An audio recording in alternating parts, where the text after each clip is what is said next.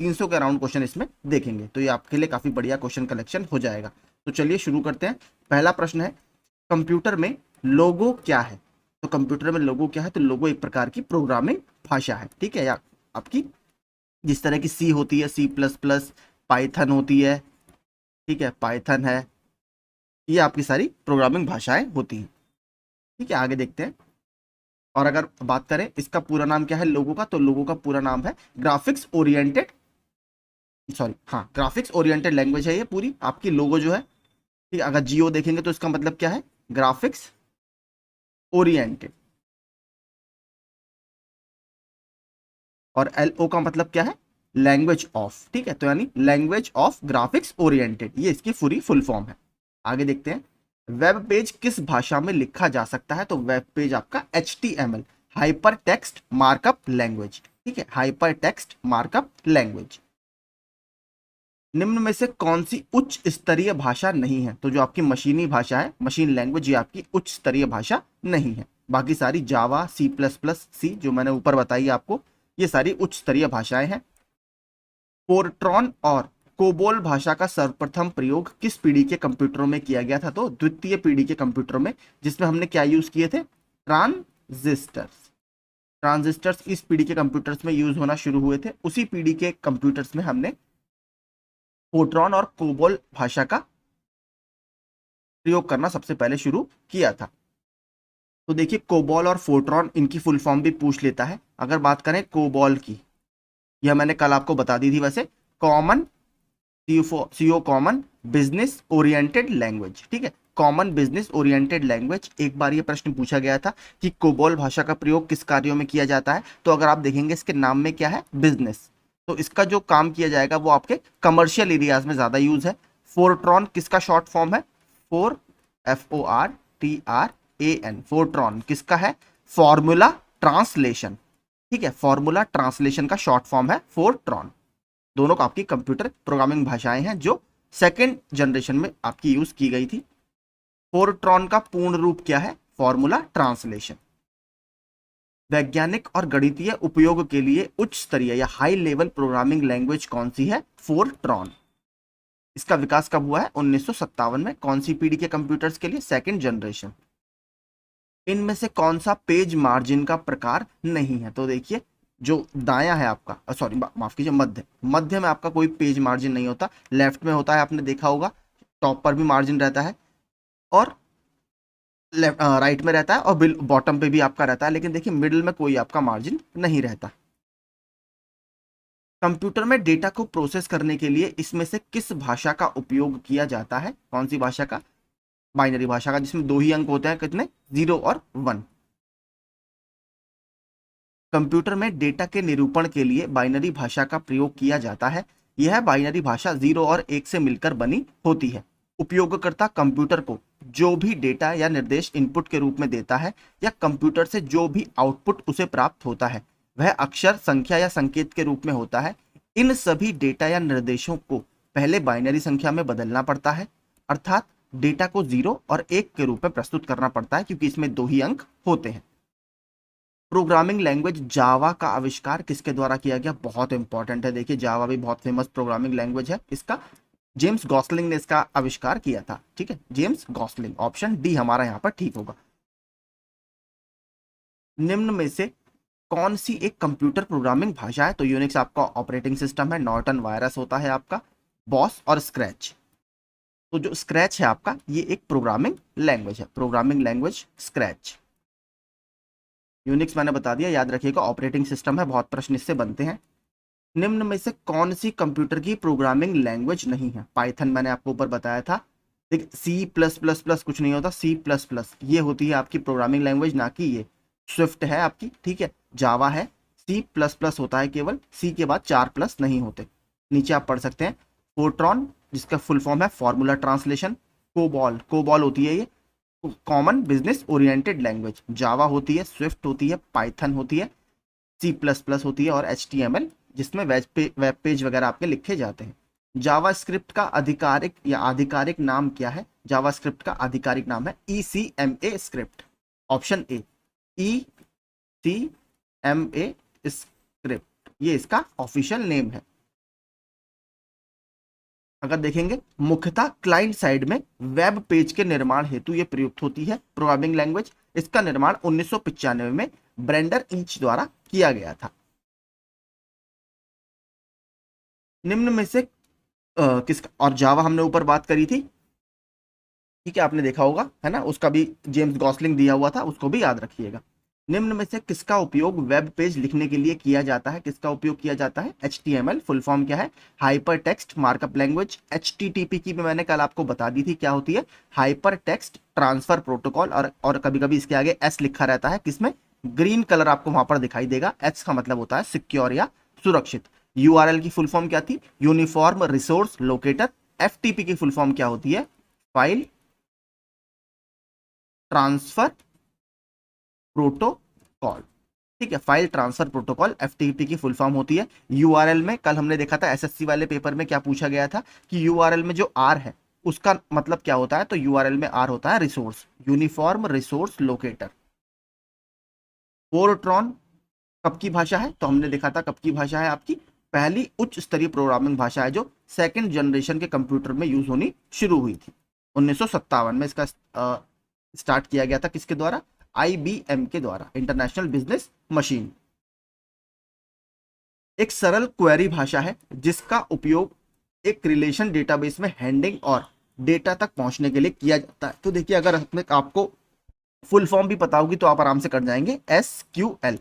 इसने पूछा है कौन सी क्वेरी लैंग्वेज है, क्वेरी भाषा है, तो स्ट्रक्चर्ड क्वेरी लैंग्वेज। ठीक है, स्ट्रक्चर्ड क्वेरी लैंग्वेज SQL आपका इसमें ठीक आंसर होगा। प्रोग्रामिंग भाषा C++ का विकास AT&T ने इसमें किया था, तो आपका कौन से सन में किया है? आपका 1980 में, 1980 में। और ये एक मिडिल लेवल की, ठीक है, लो लेवल की प्रोग्रामिंग, लो तो नहीं कहेंगे, मिडिल लेवल की प्रोग्रामिंग भाषा है। कंप्यूटर के क्षेत्र में फोरट्रॉन किसके लिए उपयुक्त किया जाता है? तो फोरट्रॉन आपका फॉर्मूला ट्रांसलेशन। कोबॉल मैंने बता दिया, कॉमन बिजनेस ओरिएंटेड लैंग्वेज, वो भी काफी पूछी जाती है। पाइथन क्या है? एक पाइथन मैंने आपको बता दिया, हमने ऊपर पढ़ा था C++, पाइथन, स्विफ्ट, आपकी C लैंग्वेज, ये सब क्या है? प्रोग्रामिंग भाषाएं हैं। निम्नलिखित में से कौन सा कंप्यूटर वायरस नहीं है लेकिन मूल रूप से कंप्यूटर भाषा है? तो कौन सा है आपका? पाइथन आपकी कंप्यूटर भाषा है। इनमें से किसे सी लैंग्वेज को विकसित करने का श्रेय दिया जाता है? तो किसने जो सी भाषा है उसको विकसित किया है? डेनिस रिची ने, ऑप्शन ए। एंड्रॉइड के विकास के लिए आधिकारिक भाषा कौन सी है? तो जावा। ठीक है, एंड्रॉइड जावा बेस्ड है बेसिकली। निम्नलिखित में कौन सा प्रोग्रामिंग भाषाओं के समूह का सदस्य नहीं है? तो अगर देखेंगे असेंबली लैंग्वेज C++ जावा, तो जो POP3 है, ठीक है, इसको POP3 लिखा जाता है वैसे तो, ये आपका इसका सदस्य नहीं है। तो ये एक बेसिकली मैसेज सेंडिंग प्रोटोकॉल है, ये मैसेज कम्युनिकेशन प्रोटोकॉल है। इसका क्या फुल फॉर्म होता है? Post office protocol 3। तो ये आपका एक प्रोग्रामिंग भाषाओं में नहीं आता। पाइथन क्या है? एक प्रोग्रामिंग भाषा है।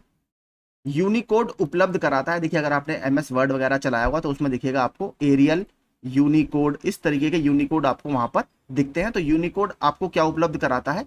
सभी भाषाओं के प्रत्येक चिन्ह के लिए एक विशिष्ट कोड। यूनिकोड मतलब क्या है? Universal code.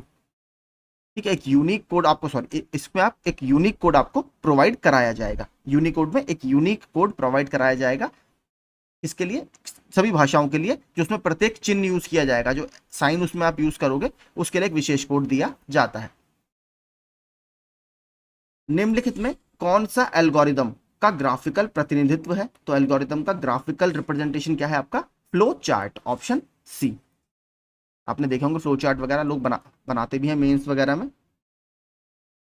26वां देखते हैं, इनमें से कौन एक ऑपरेटिंग प्रणाली नहीं है? तो ऑपरेटिंग सिस्टम क्या नहीं है? स्काला। ठीक है, स्काला आपका कोई भी ऑपरेटिंग प्रणाली नहीं है। विंडोज आपका है, यूनिक्स है, एंड्रॉइड है। स्काला क्या है आपका? स्काला भी एक सामान्य लेवल की प्रोग्रामिंग लैंग्वेज है। आगे चलते हैं। डीबगिंग कौन सी प्रक्रिया है? तो डीबगिंग बेसिकली अगर आपके सॉफ्टवेयर में कोई प्रोग्राम में, ठीक है, अगर कुछ दिक्कतें आ रही हैं, उसमें कुछ एरर्स हैं, तो उसकी जांच करने की प्रक्रिया को डीबगिंग बोला जाता है। डीबगिंग, ठीक है, तो एक सॉफ्टवेयर प्रोग्राम में त्रुटियों को जांचने की प्रक्रिया। इनमें से कौन सा तार्किक संबंध ऑपरेशन सी का अर्थ नॉट इक्वल टू है? तो इसमें से सी भाषा में नॉट इक्वल टू किससे दिखाएंगे आप? ऑप्शन सी, एक्सक्लेमेशन मार्क बराबर, ये नॉट इक्वल टू के बराबर इसमें होता है। निम्नलिखित में कौन सी यंत्र स्तर की भाषाएं हैं? यंत्र स्तर की भाषा कौन सी है इसमें? तो देखिए कोई भी नहीं, इसमें से कोई भी यंत्र स्तर की भाषा नहीं है, सारी ये हाई लेवल प्रोग्रामिंग लैंग्वेजेस है। हाई लेवल प्रोग्रामिंग लैंग्वेज है सारी, जावा, पाइथन और सी प्लस प्लस। कोबॉल का पूर्ण रूप क्या है? देखिए मैंने जो आपको बताया था फिर पूछ ही लिया, common business oriented language, option C आपका ठीक है। भाषा जो एक कंप्यूटर समझ सकता है वह कौन सी है? तो वो मशीनी भाषा है। ठीक है, मशीनी भाषा और असेंबली भाषा उच्च स्तरीय भाषा है। ये आप तीन देख सकते हैं यहाँ पर नीचे। इसमें वही मैं आपको बताया था, बाइनरी में 0 और 1 दो कोड होते हैं, उसी के फॉर्म में आपको इंफॉर्मेशन कंप्यूटर में दी जाती है। अब देखते हैं, अब अगला देखते हैं, डेटा प्रतिनिधित्व एवं संख्या प्रणाली। तो संख्या प्रणाली नंबर सिस्टम में देखते हैं, इनमें से कौन सा विकल्प सही नहीं है? 1 MB बराबर 2 की पावर 13 बिट, 1 GB बराबर 2 की पावर 20 बाइट, 1 MB बराबर 2 की पावर 10 KB, 1 GB बराबर 2 की पावर 30 बाइट। 2 की पावर 30 नहीं, 2 की पावर 20 इसमें बाइट्स होती हैं। ठीक है, तो ऑप्शन डी हमारा यहाँ पर गलत होगा। इनमें से कौन सा बाइनरी संख्या प्रणाली का उदाहरण है? तो बाइनरी संख्या में केवल दो ही अंक होते हैं, 0 1, बेस होता है इसका 2। क्या है? Option A. कंप्यूटर शब्दावली में निबल क्या है? निबल क्या होता है आपका? आधा बाइट। ठीक है, निबल मतलब आधा बाइट। कैसे? एक बाइट में क्या होता है मैं आपको बताऊं, एक बाइट में 8 बिट होते हैं। ठीक है, एक बाइट में 8 बिट होते हैं। और निबल क्या होता है? निबल में होते हैं आपके 4 बिट। ठीक है, तो निबल में 4 बिट हो गए, मतलब बाइट का आधा होता है निबल। ठीक है, क्योंकि 4 बिट होते हैं मतलब 4 दूनी 8, तो बाइट का आधा होता है निबल, इसको याद रखिएगा। तो आधा बाइट हमारा ये ठीक है। नीचे पढ़ सकते हैं, आधा बाइट 4 बिट को एक निबल कहते हैं, 8 बिट को एक बाइट कहा जाता है। नीचे आप ये तो जरूर याद करिएगा, ये बहुत पूछा जाता है। 1 KB में 1024 बाइट, 1 MB में 1024 किलोबाइट, 1 GB में 1024 MB और 1 TB में 1024 GB। निम्नलिखित को आरोही क्रम में व्यवस्थित कीजिए, सबसे छोटा सबसे पहले। तो क्या आएगा आपका, देख लेते हैं। किलोबाइट, गीगाबाइट, मेगाबाइट नहीं, मेगा पहले आएगा। सी देखते हैं, किलोबाइट ठीक है, मेगाबाइट ठीक है, गीगाबाइट, टेराबाइट, हाँ ऑप्शन सी आपका ठीक है। कंप्यूटर में डेटा को किस रूप में संग्रहित किया जाता है? तो मैंने आपको बता दिया था, दो केवल 0 और 1 की फॉर्म में इसको संदेश दिए जाते हैं, 0 और 1 यानी बाइनरी। 10 निबल्स कितने बिट के बराबर होता है? तो मैंने बताया था निबल एक निबल में 4 बिट आपके होते हैं, तो 10 निबल में कितने होंगे? 40 बिट। ऑप्शन डी आपका यहां पर ठीक होगा। कंप्यूटर भाषा में MB निम्नलिखित में से किसका संक्षिप्त रूप है? मेगाबाइट का, ऑप्शन ए। MB का पूर्ण रूप क्या है? मेगाबाइट। 1 किलोबाइट कितने बाइट के बराबर होता है? 1024 बाइट के। 1 गीगाबाइट किसके बराबर होता है? 1000। वैसे तो 1024 MB आपका सबसे अच्छा इसमें आंसर होगा, लेकिन यहां पर सबसे क्लोजेस्ट ऑप्शन आपका 1000 मेगाबाइट है। 1 पेटाबाइट किसके बराबर होता है? 1 पेटाबाइट आपका 1024 TB के बराबर होता है, यानी आपका TB से भी ऊपर क्या होगा? पेटाबाइट, PB, इसको भी याद रखिएगा। ठीक है, देखिए KB मैं बता देता हूं, KB सबसे पहले बाइट होता है, फिर किलोबाइट होता है, मेगाबाइट, गीगाबाइट, टेराबाइट और फिर आपका पेटाबाइट। ये पूरा ऑर्डर है। 1 पेटाबाइट किसके बराबर होता है? 1024 TB, उससे ऊपर वाला ही आएगा इसके अंदर। 1 किलोबाइट में कितने बाइट होते हैं? सबसे ऊपर हमने देख लिया, किलोबाइट किसके नीचे आता है? बाइट के। तो यानी 1 किलोबाइट में कितने होंगे? 1024 बाइट, बिट्स सॉरी, 1024 बाइट। कहाँ गया? ऑप्शन सी हमारा यहाँ पर ठीक होगा। 1024 मेगाबाइट्स किसके बराबर होता है? MB पूछ रहा है, तो ये किसके बराबर होगा? 1 गीगाबाइट के। 1 गीगाबाइट किसके बराबर होता है? अब घुमाकर पूछ लिया, 1024 MB के। 1024 MB, ऑप्शन बी। 4 बिट्स के समूह को क्या कहा जाता है? अब देखिए 4 बिट्स का समूह मैंने आपको ऊपर बताया था, क्या होता है? निबल। बाइनरी प्रणाली में 1 किलोबाइट कितने बाइट के बराबर होता है? 1024 बाइट, ऑप्शन ए। बाइट शब्द किसके द्वारा गढ़ा गया था? ये आया, देखिए बहुत इंपॉर्टेंट प्रश्न, इस तरीके का प्रश्न अभी तक नहीं किया था हमने। तो बाइट जो शब्द है किसके द्वारा गढ़ा गया है? ये गढ़ा गया है वर्नर बुक हॉल्स के द्वारा, वर्नर बुक हॉल्स के द्वारा। 100 निबल्स कितने बिट के बराबर होता है? तो एक में होते हैं 4, 100 में कितने होंगे? 400। मेमोरी की इकाइयों का सही मिलान करें, 4 बिट, एक निबल में 4 बिट होते हैं। 1024 केबी किसमें होंगे? 1024 टीबी ये होंगे आपके पेटा बाइट्स में। 8 बिट, एक बाइट में आपके 8 बिट होंगे। 1024 केबी आपके 1 MB में होंगे। तो सही उत्तर क्या है? Option A.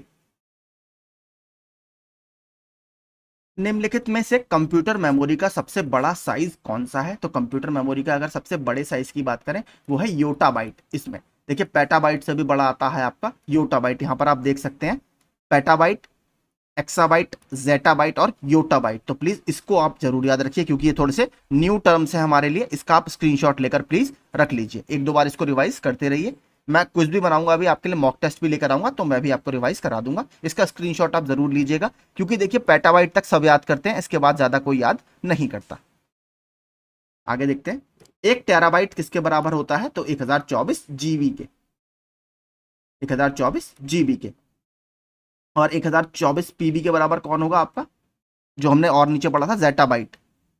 बाइनरी प्रणाली में 1 गीगाबाइट कितने मेगाबाइट के बराबर है? 1 गीगाबाइट 1024 MB के बराबर है। इनमें से कौन सी कंप्यूटर सिस्टम की मेमोरी की सबसे बड़ी इकाई है? देखिए फिर से आ गया, तो कौन सी है? योटाबाइट। देखिए 2 बार प्रश्न आया है, इसको अच्छे से याद कर लीजिए, क्या पता पूछ लिया आपसे। कितने मेगाबाइट 1 गीगाबाइट के बराबर होते हैं? तो 1024 मेगाबाइट। 1 ईबी किसके बराबर है? तो 1 ईबी अगर देखें तो 1024 पेटाबाइट के बराबर है। एक एक्साबाइट की बात कर रहा है, एक्साबाइट। ठीक है, तो उनको प्लीज आप देखिए, वो टेबल जो मैंने दिखाई जरूर याद कीजिएगा, उससे प्रश्न बन रहे हैं। कितनी बिट्स 1 बाइट के बराबर होती है? तो 1 बाइट में आपकी 8 बिट्स होती है, 8 बिट्स। एक कंप्यूटर के लिए 1024 बाइट किसके बराबर है? 1024 बाइट आपके 1 किलोबाइट के बराबर है।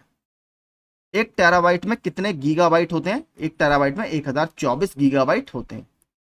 मेमोरी क्षमता के माप से संबंधित नहीं है, आपका जीबी होता है, टीबी है, जोटाबाइट है, आपका एचबी, ये कोई आपका नहीं होता। 31वां देखते हैं, इनमें से कौन सा विकल्प सही है? 1 गीगाबाइट 1024 MB। आपका पहला ही ठीक है, यही वाला ठीक है, सीधे सीधे पहला ही ऑप्शन, आगे पढ़ने की जरूरत नहीं है। आगे देखते हैं 32वां, 1024 जीबी किसके बराबर है? तो जीबी से ऊपर क्या था आपका? पेटाबाइट, ऑप्शन सी हमारा यहाँ पर ठीक होगा। देखिए अगर आपको नहीं पता होगा बहुत दिक्कत होगी, इसीलिए वो टेबल बहुत इंपॉर्टेंट है हमारे लिए, स्क्रीनशॉट जरूर लीजिएगा, बार बार इंपॉर्टेंट है इसलिए मैं बार बार आपसे बोल रहा हूँ। सबसे छोटी मेमोरी साइज कौन सी है? तो सबसे छोटी मेमोरी साइज इसमें देखेंगे तो आपकी किलोबाइट है। 34वां, इसमें से सबसे छोटी इकाई की मेमोरी का नाम बताइए। योटाबाइट तो सबसे बड़ी है, ठीक है, जेटाबाइट, टेराबाइट और एक्साबाइट। तो देखिए टेराबाइट इसमें सबसे छोटी इकाई है।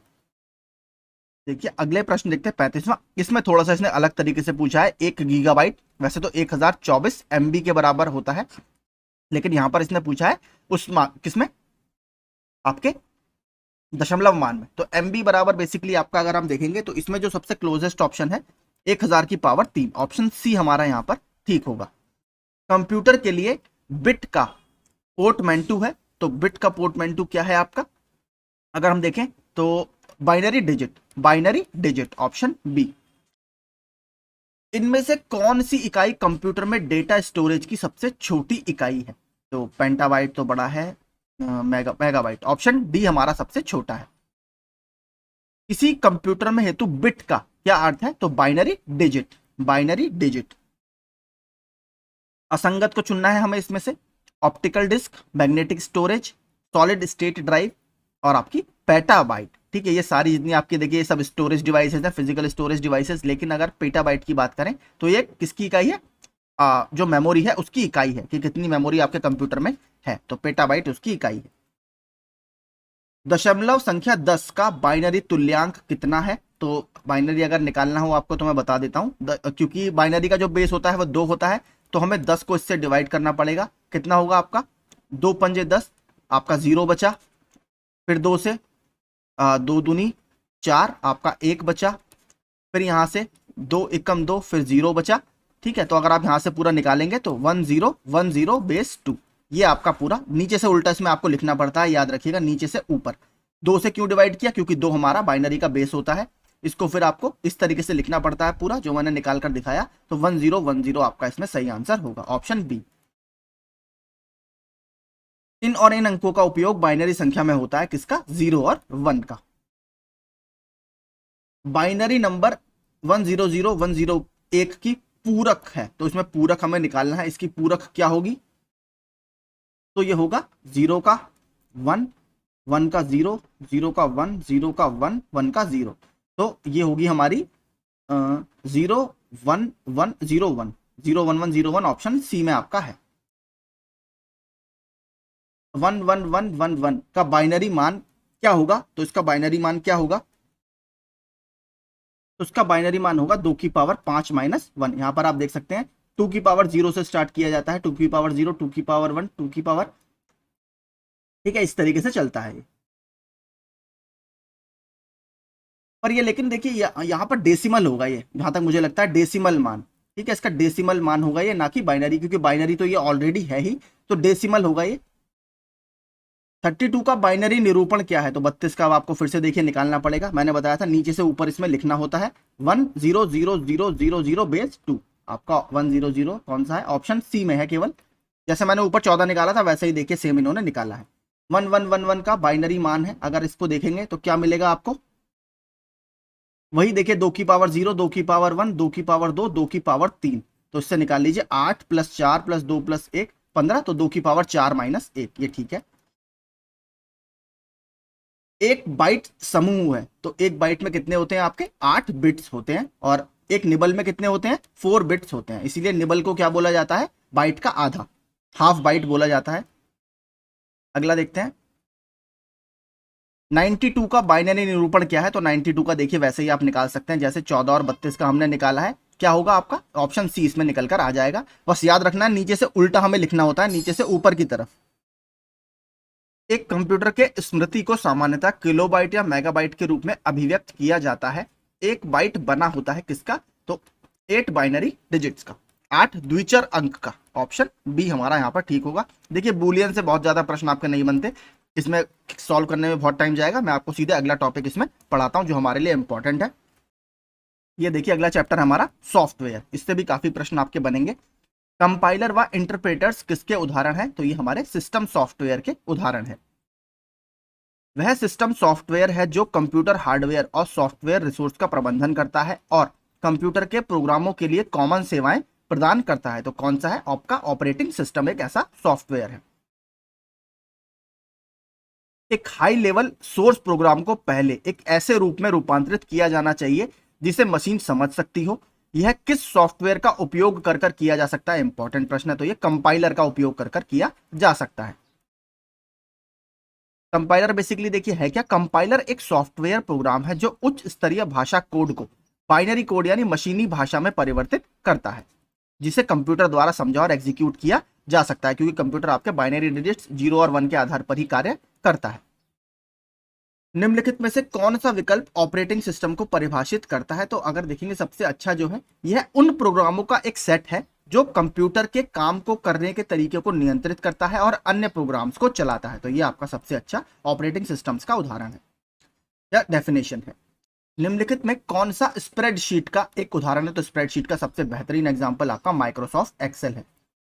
माइक्रोसॉफ्ट एक्सेल से भी देखिए क्वेश्चन बहुत बनते हैं, इसमें शॉर्टकट वगैरह की कीज पूछ लेता है।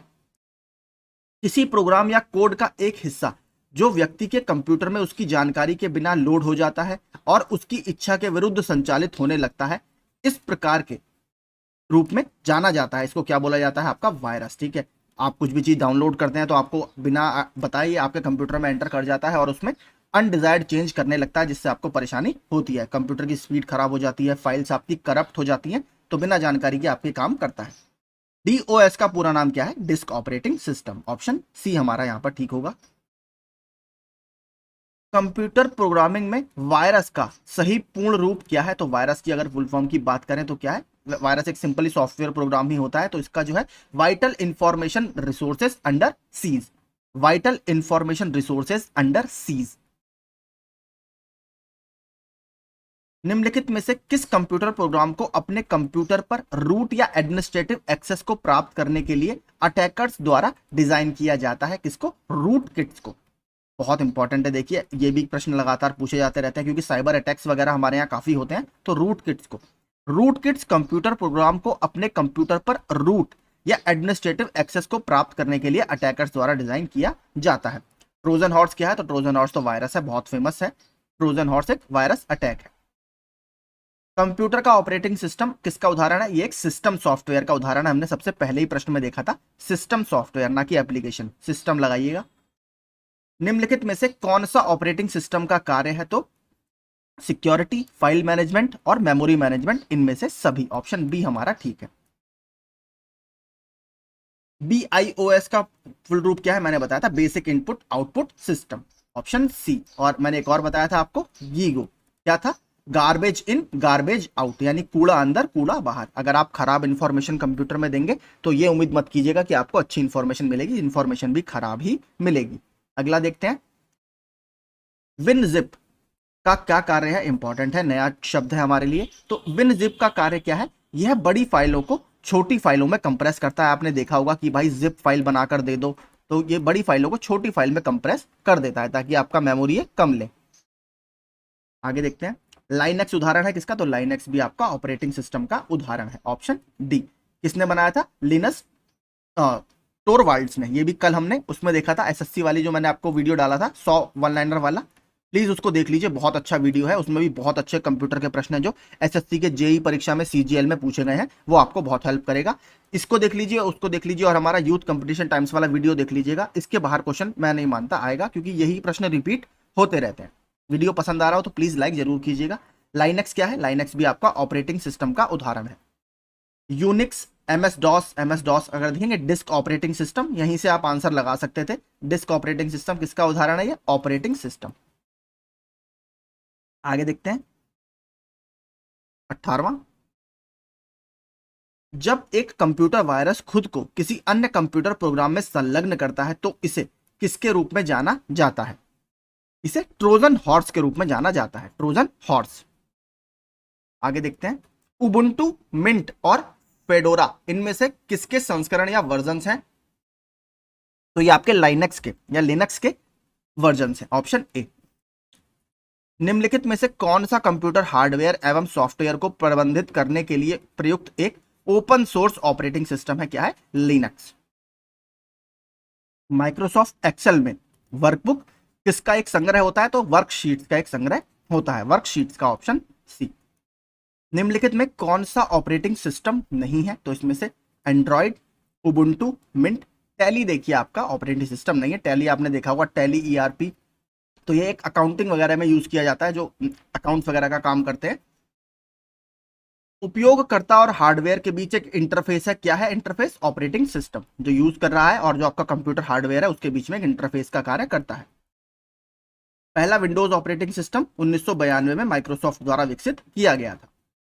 निम्नलिखित में कौन सा डेस्कटॉप ऑपरेटिंग सिस्टम का प्रकार नहीं है? तो एंड्रॉइड बेसिकली किसका है? आपका मोबाइल्स वगैरह के लिए बहुत ज्यादा फेमस है एंड्रॉइड मोन, और आपका आईफोन वगैरह आपने देखा होगा, iOS जो होता है हमारा, वो मोबाइल वगैरह के लिए ज्यादा फेमस है। निम्नलिखित में से कौन सा वह प्रोग्राम है जो उच्च स्तरीय भाषा या हाई लेवल लैंग्वेज में दिए गए प्रत्येक निर्देश को रूपांतरित करता है और अगले निर्देश पर जाने से पहले इसे निष्पादित या एग्जीक्यूट करता है? तो ये काम किसके द्वारा किया जाता है? इंटरप्रेटर द्वारा। निम्नलिखित में से कौन सा एप्लीकेशन सॉफ्टवेयर है? तो जो ग्राफिक्स है आपका, ये एप्लीकेशन सॉफ्टवेयर है। निम्नलिखित में से कौन सा एक कंप्यूटर यूटिलिटी प्रोग्राम है? तो क्या है आपका? डिस्क डीफ्रैगमेंटर। डिस्क डीफ्रैगमेंटर आपका एक कंप्यूटर यूटिलिटी प्रोग्राम है। निम्नलिखित में से कौन सा यूटिलिटी प्रोग्राम का उदाहरण है? तो इसमें से कौन सा यूटिलिटी प्रोग्राम का उदाहरण है? तो देखिए, एंटीवायरस सॉफ्टवेयर है, फाइल कंप्रेशन है, नेटवर्क मैनेजर है। बिल्कुल ठीक। तो देखिए, बेसिकली यूटिलिटी प्रोग्राम होते क्या हैं? जो कंप्यूटर को कॉन्फ़िगर करते हैं, ठीक है, कंप्यूटर को कॉन्फ़िगर करते हैं, इनको ऑप्टिमाइज करते हैं, मतलब इनका परफॉर्मेंस अच्छा रहे, उनको हम यूटिलिटी प्रोग्राम बोलते हैं। 29वां देखते हैं, निम्नलिखित में से कौन सा ओपन सोर्स सॉफ्टवेयर नहीं है? तो माइक्रोसॉफ्ट ऑफिस आपका ओपन सोर्स सॉफ्टवेयर नहीं है। तो ओपन सोर्स ऑपरेटिंग सिस्टम में सॉफ्टवेयर का कर्नेल या सोर्स कोड सबके लिए उपलब्ध होता है और कोई भी अपनी आवश्यकता अनुसार इसमें परिवर्तन कर कर उपयोग कर सकता है, लेकिन विंडोज वगैरह में ऐसा नहीं है, एमएस ऑफिस में ऐसा नहीं है। निम्नलिखित में से कौन सा कंप्यूटर वायरस दस्तावेज की फॉर्मेटिंग को नुकसान पहुंचाता है और इसे एडिट करने की अनुमति नहीं देता? तो ऐसा कौन सा कंप्यूटर वायरस है? मैक्रो वायरस आपकी फाइल्स वगैरह को एडिट नहीं करने देता। निम्नलिखित में से कौन सा ऑपरेटिंग सिस्टम नहीं है? आपका माइक्रोसॉफ्ट ऑफिस या आपका क्या होता है, एक एप्लीकेशन सॉफ्टवेयर का उदाहरण है, ना कि ऑपरेटिंग सिस्टम का। विंडोज, मैक ओएस जो एप्पल का मैंने आपको बताया था, एप्पल के लिए एप्पल का मैक ओएस आपका लैपटॉप्स के लिए है, आईओएस वगैरह बनाते हैं ये मोबाइल के लिए। कंप्यूटर के संदर्भ में स्पाइडर क्या है? तो कंप्यूटर के संदर्भ में एक प्रोग्राम है स्पाइडर जो वेबसाइटों का कैटलॉग तैयार करता है। ये देखिए, ये भी अच्छा प्रश्न है। इस तरीके के देखिए वर्ड वाले प्रश्न कंप्यूटर में बहुत पूछते हैं कि ये क्या है, ये टर्म क्या है, तो इसको याद रखिएगा।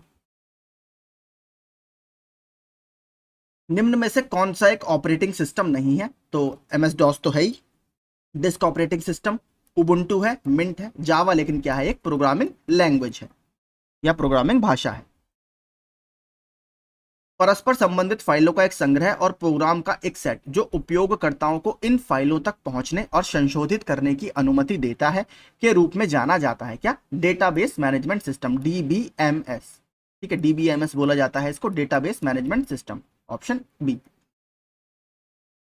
कंप्यूटर की बूटिंग के लिए इसमें से किसकी आवश्यकता होती है? तो कंप्यूटर की बूटिंग के लिए इसमें से हमें ऑपरेटिंग सिस्टम की आवश्यकता होती है। निम्नलिखित में से कौन सा सॉफ्टवेयर एप्लीकेशन माइक्रोसॉफ्ट ऑफिस का हिस्सा नहीं है? तो देखिए एडोब एक्रोबैट रीडर, ये जो है ये अलग है, ये पीडीएफ वगैरह आपने देखे होंगे, पीडीएफ वगैरह को पढ़ने के लिए यूज किया जाता है। और पीडीएफ की फुल फॉर्म क्या थी? Portable document format. ठीक है, पोर्टेबल डॉक्यूमेंट फॉर्मेट वह प्रोग्राम जो आपके कंप्यूटर पर पृष्ठभूमि में चलता है और आपकी ब्राउजिंग आदतों की जानकारी आपके कंप्यूटर प्रोग्राम पर इंस्टॉल करने वाली कंपनी को भेजता रहता है। और उसमें से इसे किस प्रकार से आप परिभाषित करने की कोशिश करेंगे? तो ये है आपका स्पाईवेयर, यानी जो स्पाइंग वगैरह कर रहा है, जो भी आप सर्च कर रहे हो, कंप्यूटर में एक्टिविटीज कर रहे हो, उसमें एक जासूस की तरह वो कार्य कर रहा है और सारी डिटेल्स आपकी वहां भेज रहा है कि इसका क्या इंटरेस्ट है। उबुंटू क्या है? तो उबुंटू एक ऑपरेटिंग सिस्टम का उदाहरण है। इनमें से कौन सा एंड्रॉयड मोबाइल ऑपरेटिंग सिस्टम का वर्जन नहीं है? तो पाई, लॉलीपॉप, मार्शमेलो, कैंडी बीन देखिए इसका एग्जाम्पल नहीं है।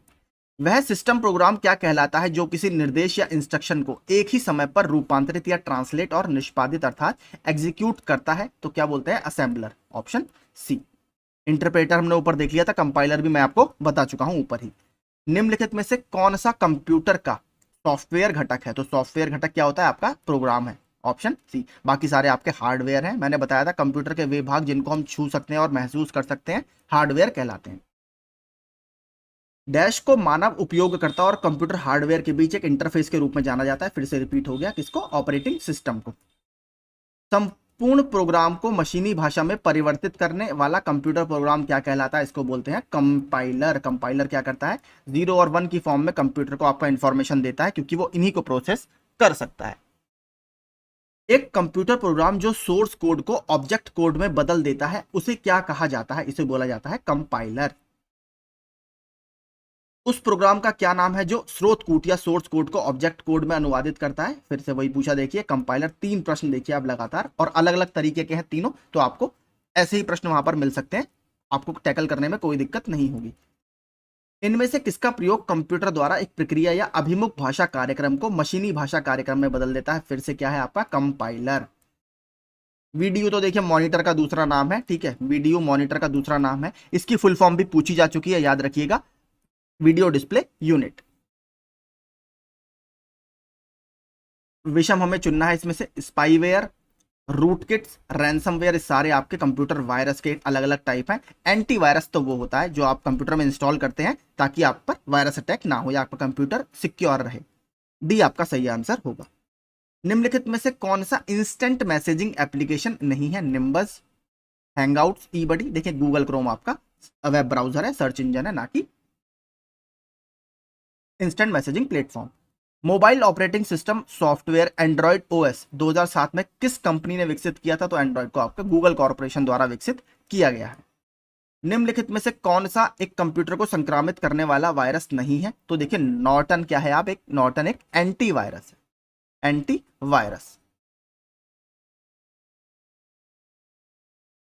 एक सॉफ्टवेयर कोड है जिसका प्रयोग सॉफ्टवेयर प्रोग्राम को इंस्टॉल करने के बाद उसी प्रोग्राम से जुड़ी समस्या को ठीक करने के लिए किया जाता है, तो यह है पैच। ठीक है, पैच।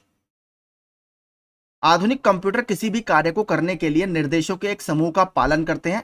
इन निर्देशों को सामान्यतः क्या कहा जाता है? इनको बोला जाता है प्रोग्राम्स।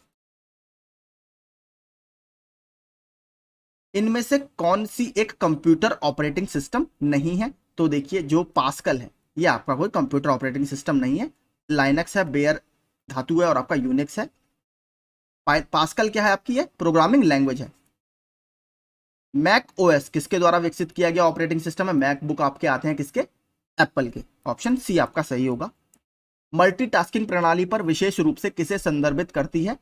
आपके अगर आप एक से अधिक कार्य एक साथ कर रहे हो, एक से अधिक प्रोसेसेस आप कर रहे हो, तो इसको बोलते हैं मल्टीटास्किंग।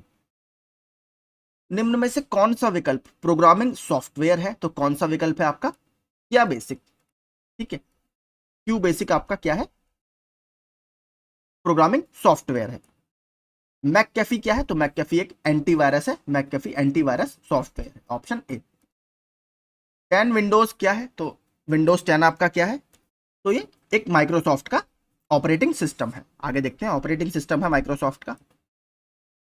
ठीक है, ऑप्शन डी हमारा यहां पर ठीक होगा, माइक्रोसॉफ्ट का ऑपरेटिंग सिस्टम है।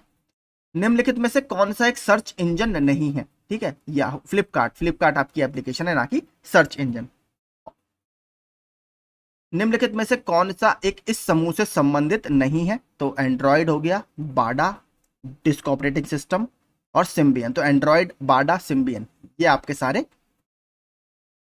एप्लीकेशन हैं, जबकि डॉस्क क्या है? आपका ऑपरेटिंग सिस्टम है, disk operating system. Unix operating system किसका ट्रेडमार्क है? तो ये बेल लैबोरेटरीज का। ठीक है, बेल लैबोरेटरीज का ट्रेडमार्क है। निम्नलिखित में कौन सा एक वर्ड प्रोसेसर का उदाहरण नहीं है? तो उसमें से कौन सा वर्ड प्रोसेसर का उदाहरण नहीं है? Microsoft Excel. कंप्यूटर में Yosemite, Mavericks, Mountain Lion, Snow Leopard, Leopard, Tiger Panther, Jaguar, Puma और चीता ये किससे संबंधित है? तो ये मैक ओएस के ओएस एक्स 10 के सन्स हैं, मैक ओएस एक्स के सन्स हैं। निम्नलिखित में से कौन सा ऑपरेटिंग सिस्टम नहीं है? तो देखिए C++ ऑपरेटिंग सिस्टम नहीं है, क्या है? प्रोग्रामिंग लैंग्वेज है, प्रोग्रामिंग भाषा है। एप्लेट कंप्यूटिंग के संदर्भ में है, क्या है? एप्लेट एक छोटा जावा प्रोग्राम होता है, छोटा जावा एप्लीकेशन होता है। Option A. एक कंप्यूटर में कंपाइलर होता है, तो कंपाइलर में हम बात कर चुके हैं, वह प्रोग्राम जो उच्च स्तर भाषा में लिखे गए प्रोग्राम को स्वीकार करता है और ऑब्जेक्ट प्रोग्राम में उत्पादित करता है, वही सोर्स कोड से ऑब्जेक्ट कोड। ठीक है, जो हमने ऊपर 3 बार देखा था लगातार प्रश्न। कंपाइलर क्या है? कंपाइलर आपका सॉफ्टवेयर है। Option B. इनमें से कौन सा उपकरण संपूर्ण प्रोग्राम को उच्च स्तरीय भाषा से मशीन भाषा में बदलता है? तो कौन सा है? आपका कंपाइलर। Option A. अगला देखते हैं, एक कंप्यूटर प्रोग्राम जो असेंबली लैंग्वेज को मशीनी लैंग्वेज में बदलता है, क्या है? कंपाइलर। उच्च स्तरीय भाषा को मशीनी भाषा में बदलने के पूर्ण प्रोग्राम को तुरंत ही ट्रांसलेट कर देगा, वही कंपाइलर। वह प्रक्रिया समग्र सॉफ्टवेयर जो उपयोगकर्ता को इंटरनेट सर्फ करने देता है, क्या कहलाता है? ब्राउजर। वेब ब्राउजर बोलते हैं, वेबसाइट ब्राउजर। सॉफ्टवेयर पद को इनमें से कौन सा बेहतर ढंग से वर्णित करता है? तो सॉफ्टवेयर को हम क्या कह सकते हैं? केवल एप्लीकेशन प्रोग्राम, केवल ऑपरेटिंग सिस्टम प्रोग्राम। तो दोनों ही सॉफ्टवेयर के आपके उदाहरण हैं।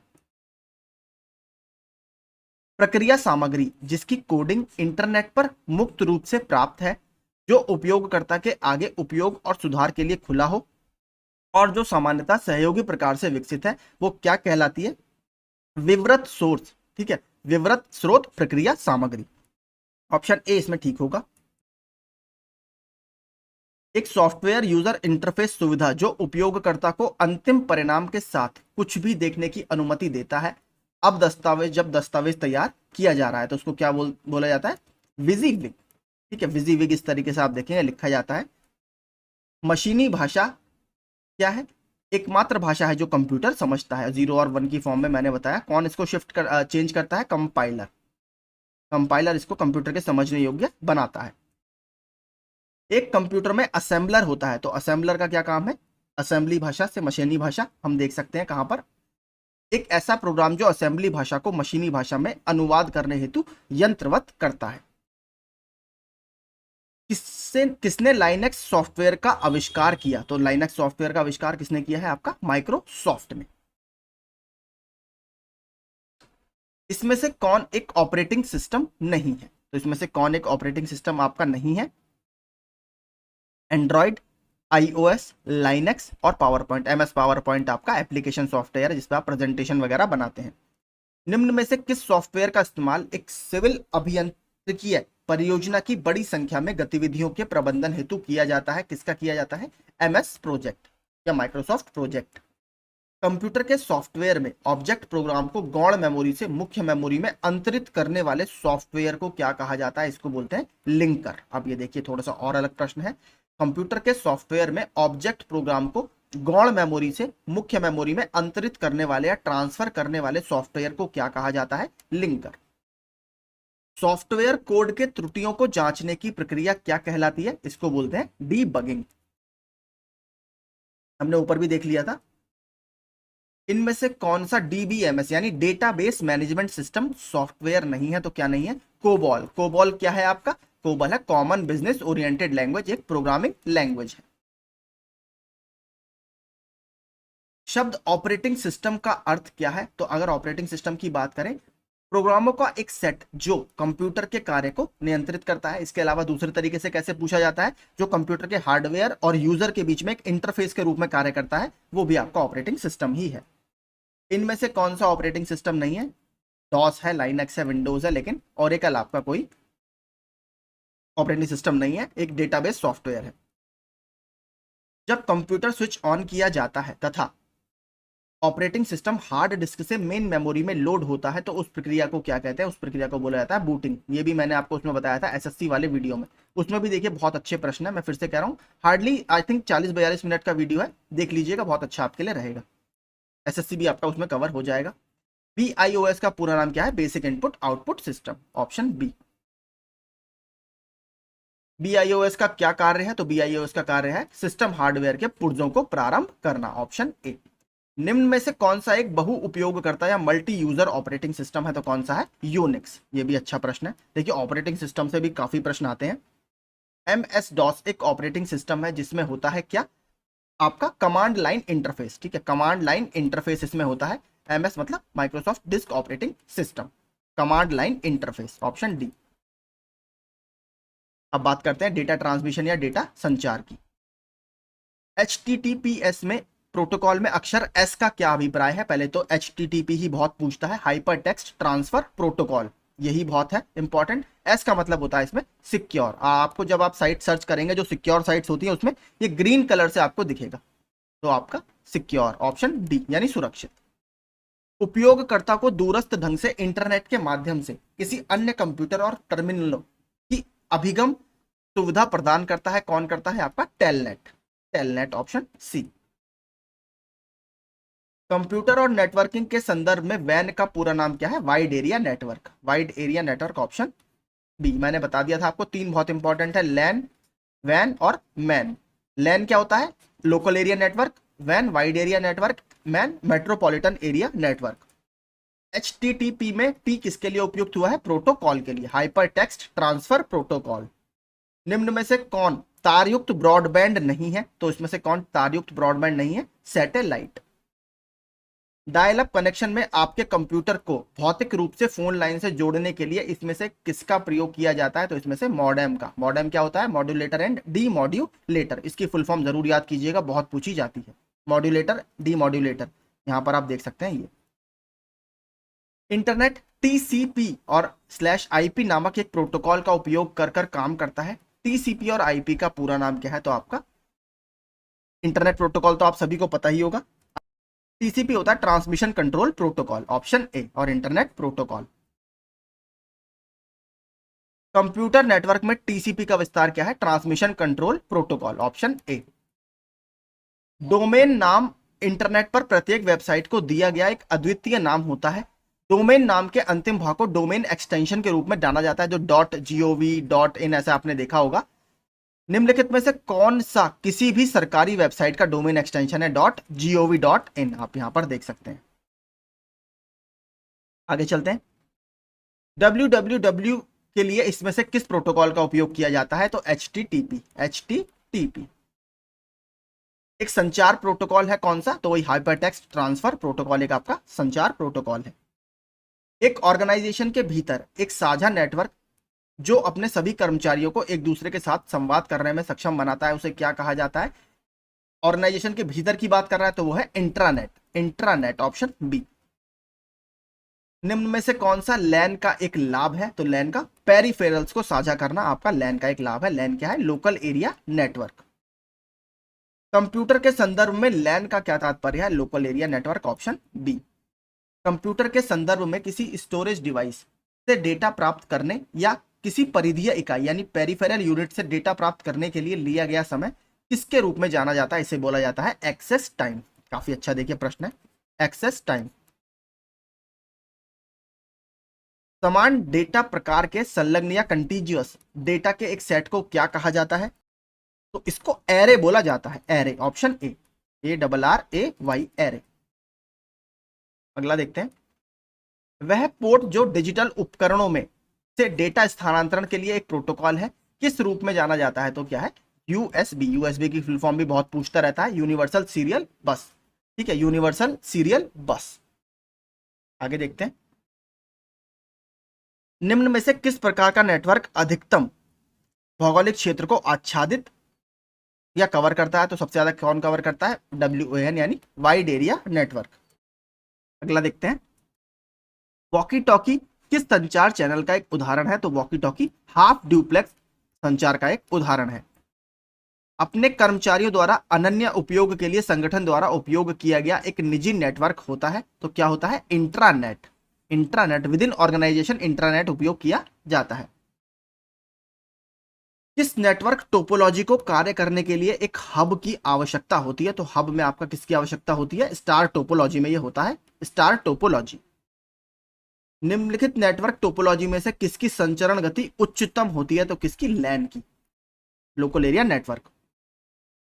जिसमें सभी नोड्स, कार्यस्थल और अन्य डिवाइस एक सीधे सामान्य केंद्रीय कंप्यूटर से जुड़े होते हैं, वह लोकल एरिया नेटवर्क क्या कहलाता है, यह कहलाता है स्टार, ऑप्शन सी। निम्नलिखित में से पूर्ण द्वैध या फुल ड्यूप्लेक्स कम्युनिकेशन चैनल का एक उदाहरण कौन सा है, तो वॉकी टॉकी तो हाफ ड्यूप्लेक्स है आपका। जो टेलीफोन पर बातचीत है आपका, ये फुल ड्यूप्लेक्स कम्युनिकेशन चैनल का उदाहरण है, ऑप्शन डी। कंप्यूटर और कीबोर्ड के बीच संचारण में ट्रांसमिशन शामिल होता है, कौन सा, सिंप्लेक्स ट्रांसमिशन। इनमें से कौन सा क्षेत्रफल के मामले में सबसे बड़ा नेटवर्क है, तो कौन सा है, इंटरनेट। पूरे ग्लोबल लेवल पर आपका इंटरनेट ही चल रहा है। सूचना प्रौद्योगिकी के संदर्भ में नई उपयोगी जानकारी प्राप्त करने के लिए पहले से मौजूद बड़े डेटाबेस की जांच प्रक्रिया को क्या कहा जाता है, इसको बोला जाता है माइनिंग बहुत इंपॉर्टेंट टर्म है। ठीक है, क्रिप्टो माइनिंग भी आपने शब्द सुना होगा, क्रिप्टो माइनिंग, जो क्रिप्टो करेंसी है उसकी माइनिंग में भी बहुत बड़े बड़े लोग लगे रहते हैं, क्रिप्टो माइनिंग उसको बोला जाता है। टेलेक्स का अर्थ क्या है, तो टेलेक्स का अर्थ है टेली प्रिंटर एक्सचेंज। देखिए फुल फॉर्म तो काफी आती है, फुल फॉर्म इसमें हमें काफी पढ़ ली है अभी तक। पहला पार्ट अगर आपने नहीं देखा तो जरूर देखिएगा, उसमें भी 200 से ज्यादा प्रश्न है। नेटवेयर एक कंप्यूटर नेटवर्क ऑपरेटिंग सिस्टम है जिसे किसके द्वारा विकसित किया गया है, नोवेल के द्वारा विकसित इसे किया गया। कंप्यूटर शब्दावली में यूआरएल का विस्तार क्या है, मैंने ऊपर ही बता दिया था, यूनिफॉर्म रिसोर्स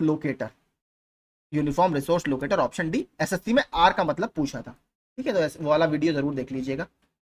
डाटा रूपांतरण के साथ क्या सही नहीं है, तो एक संस्करण से दूसरे संस्करण में अनुवाद, ये डेटा रूपांतरण के लिए सही नहीं है। ये बल्कि क्या है, आपका एक प्रारूप से दूसरे प्रारूप में अनुवाद है।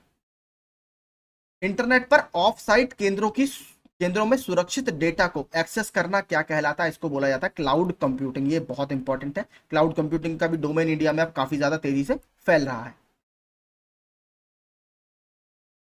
एसिमेट्रिक डिजिटल सब्सक्राइबर लाइन यानी asymmetric digital subscriber line ADSL तकनीक है। किस तरीके की तकनीक है ये? एक वायर्ड डेटा संचार की यानी तार वाली कम्युनिकेशन प्रणाली की एक तकनीक है।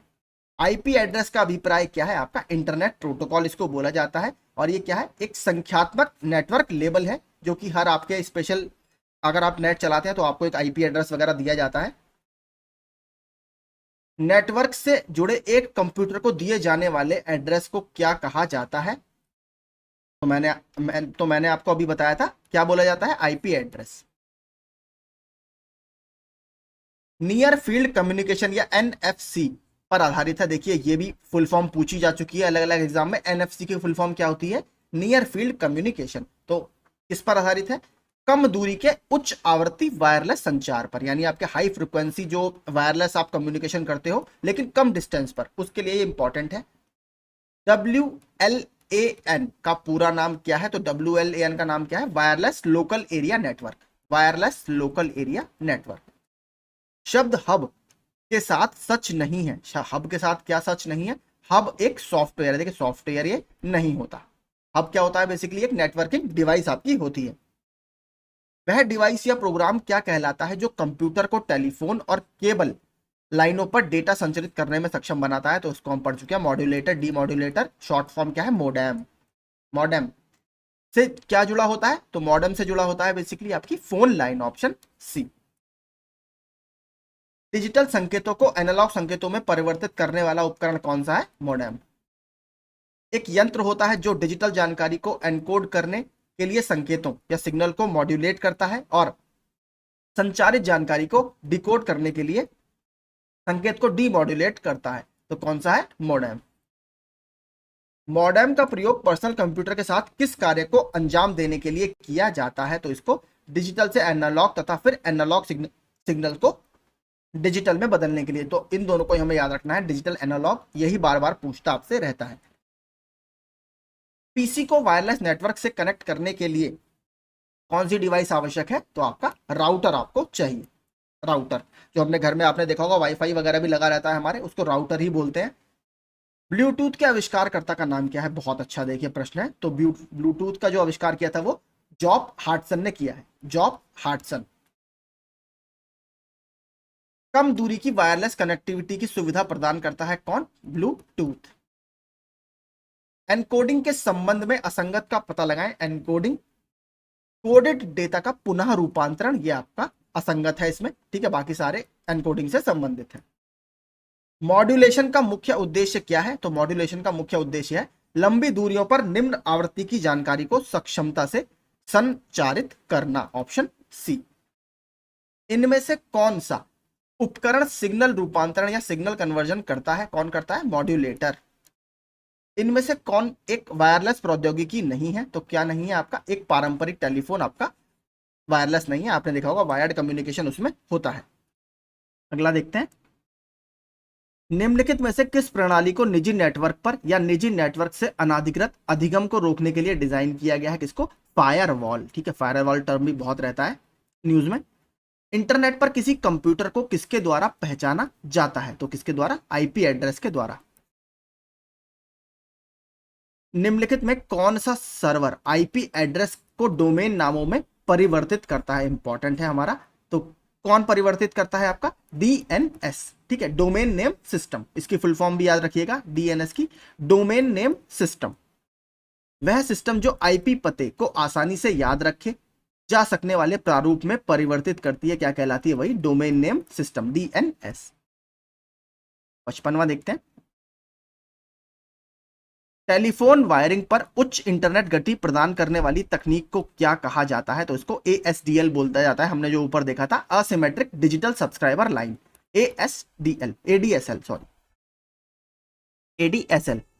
यूआरएल www.https www.d2h.com login.php में कौन सा घटक वेब पेज के पाथ की पहचान करता है? तो कौन सा घटक आपके वेब पेज के पाथ की पहचान करता है?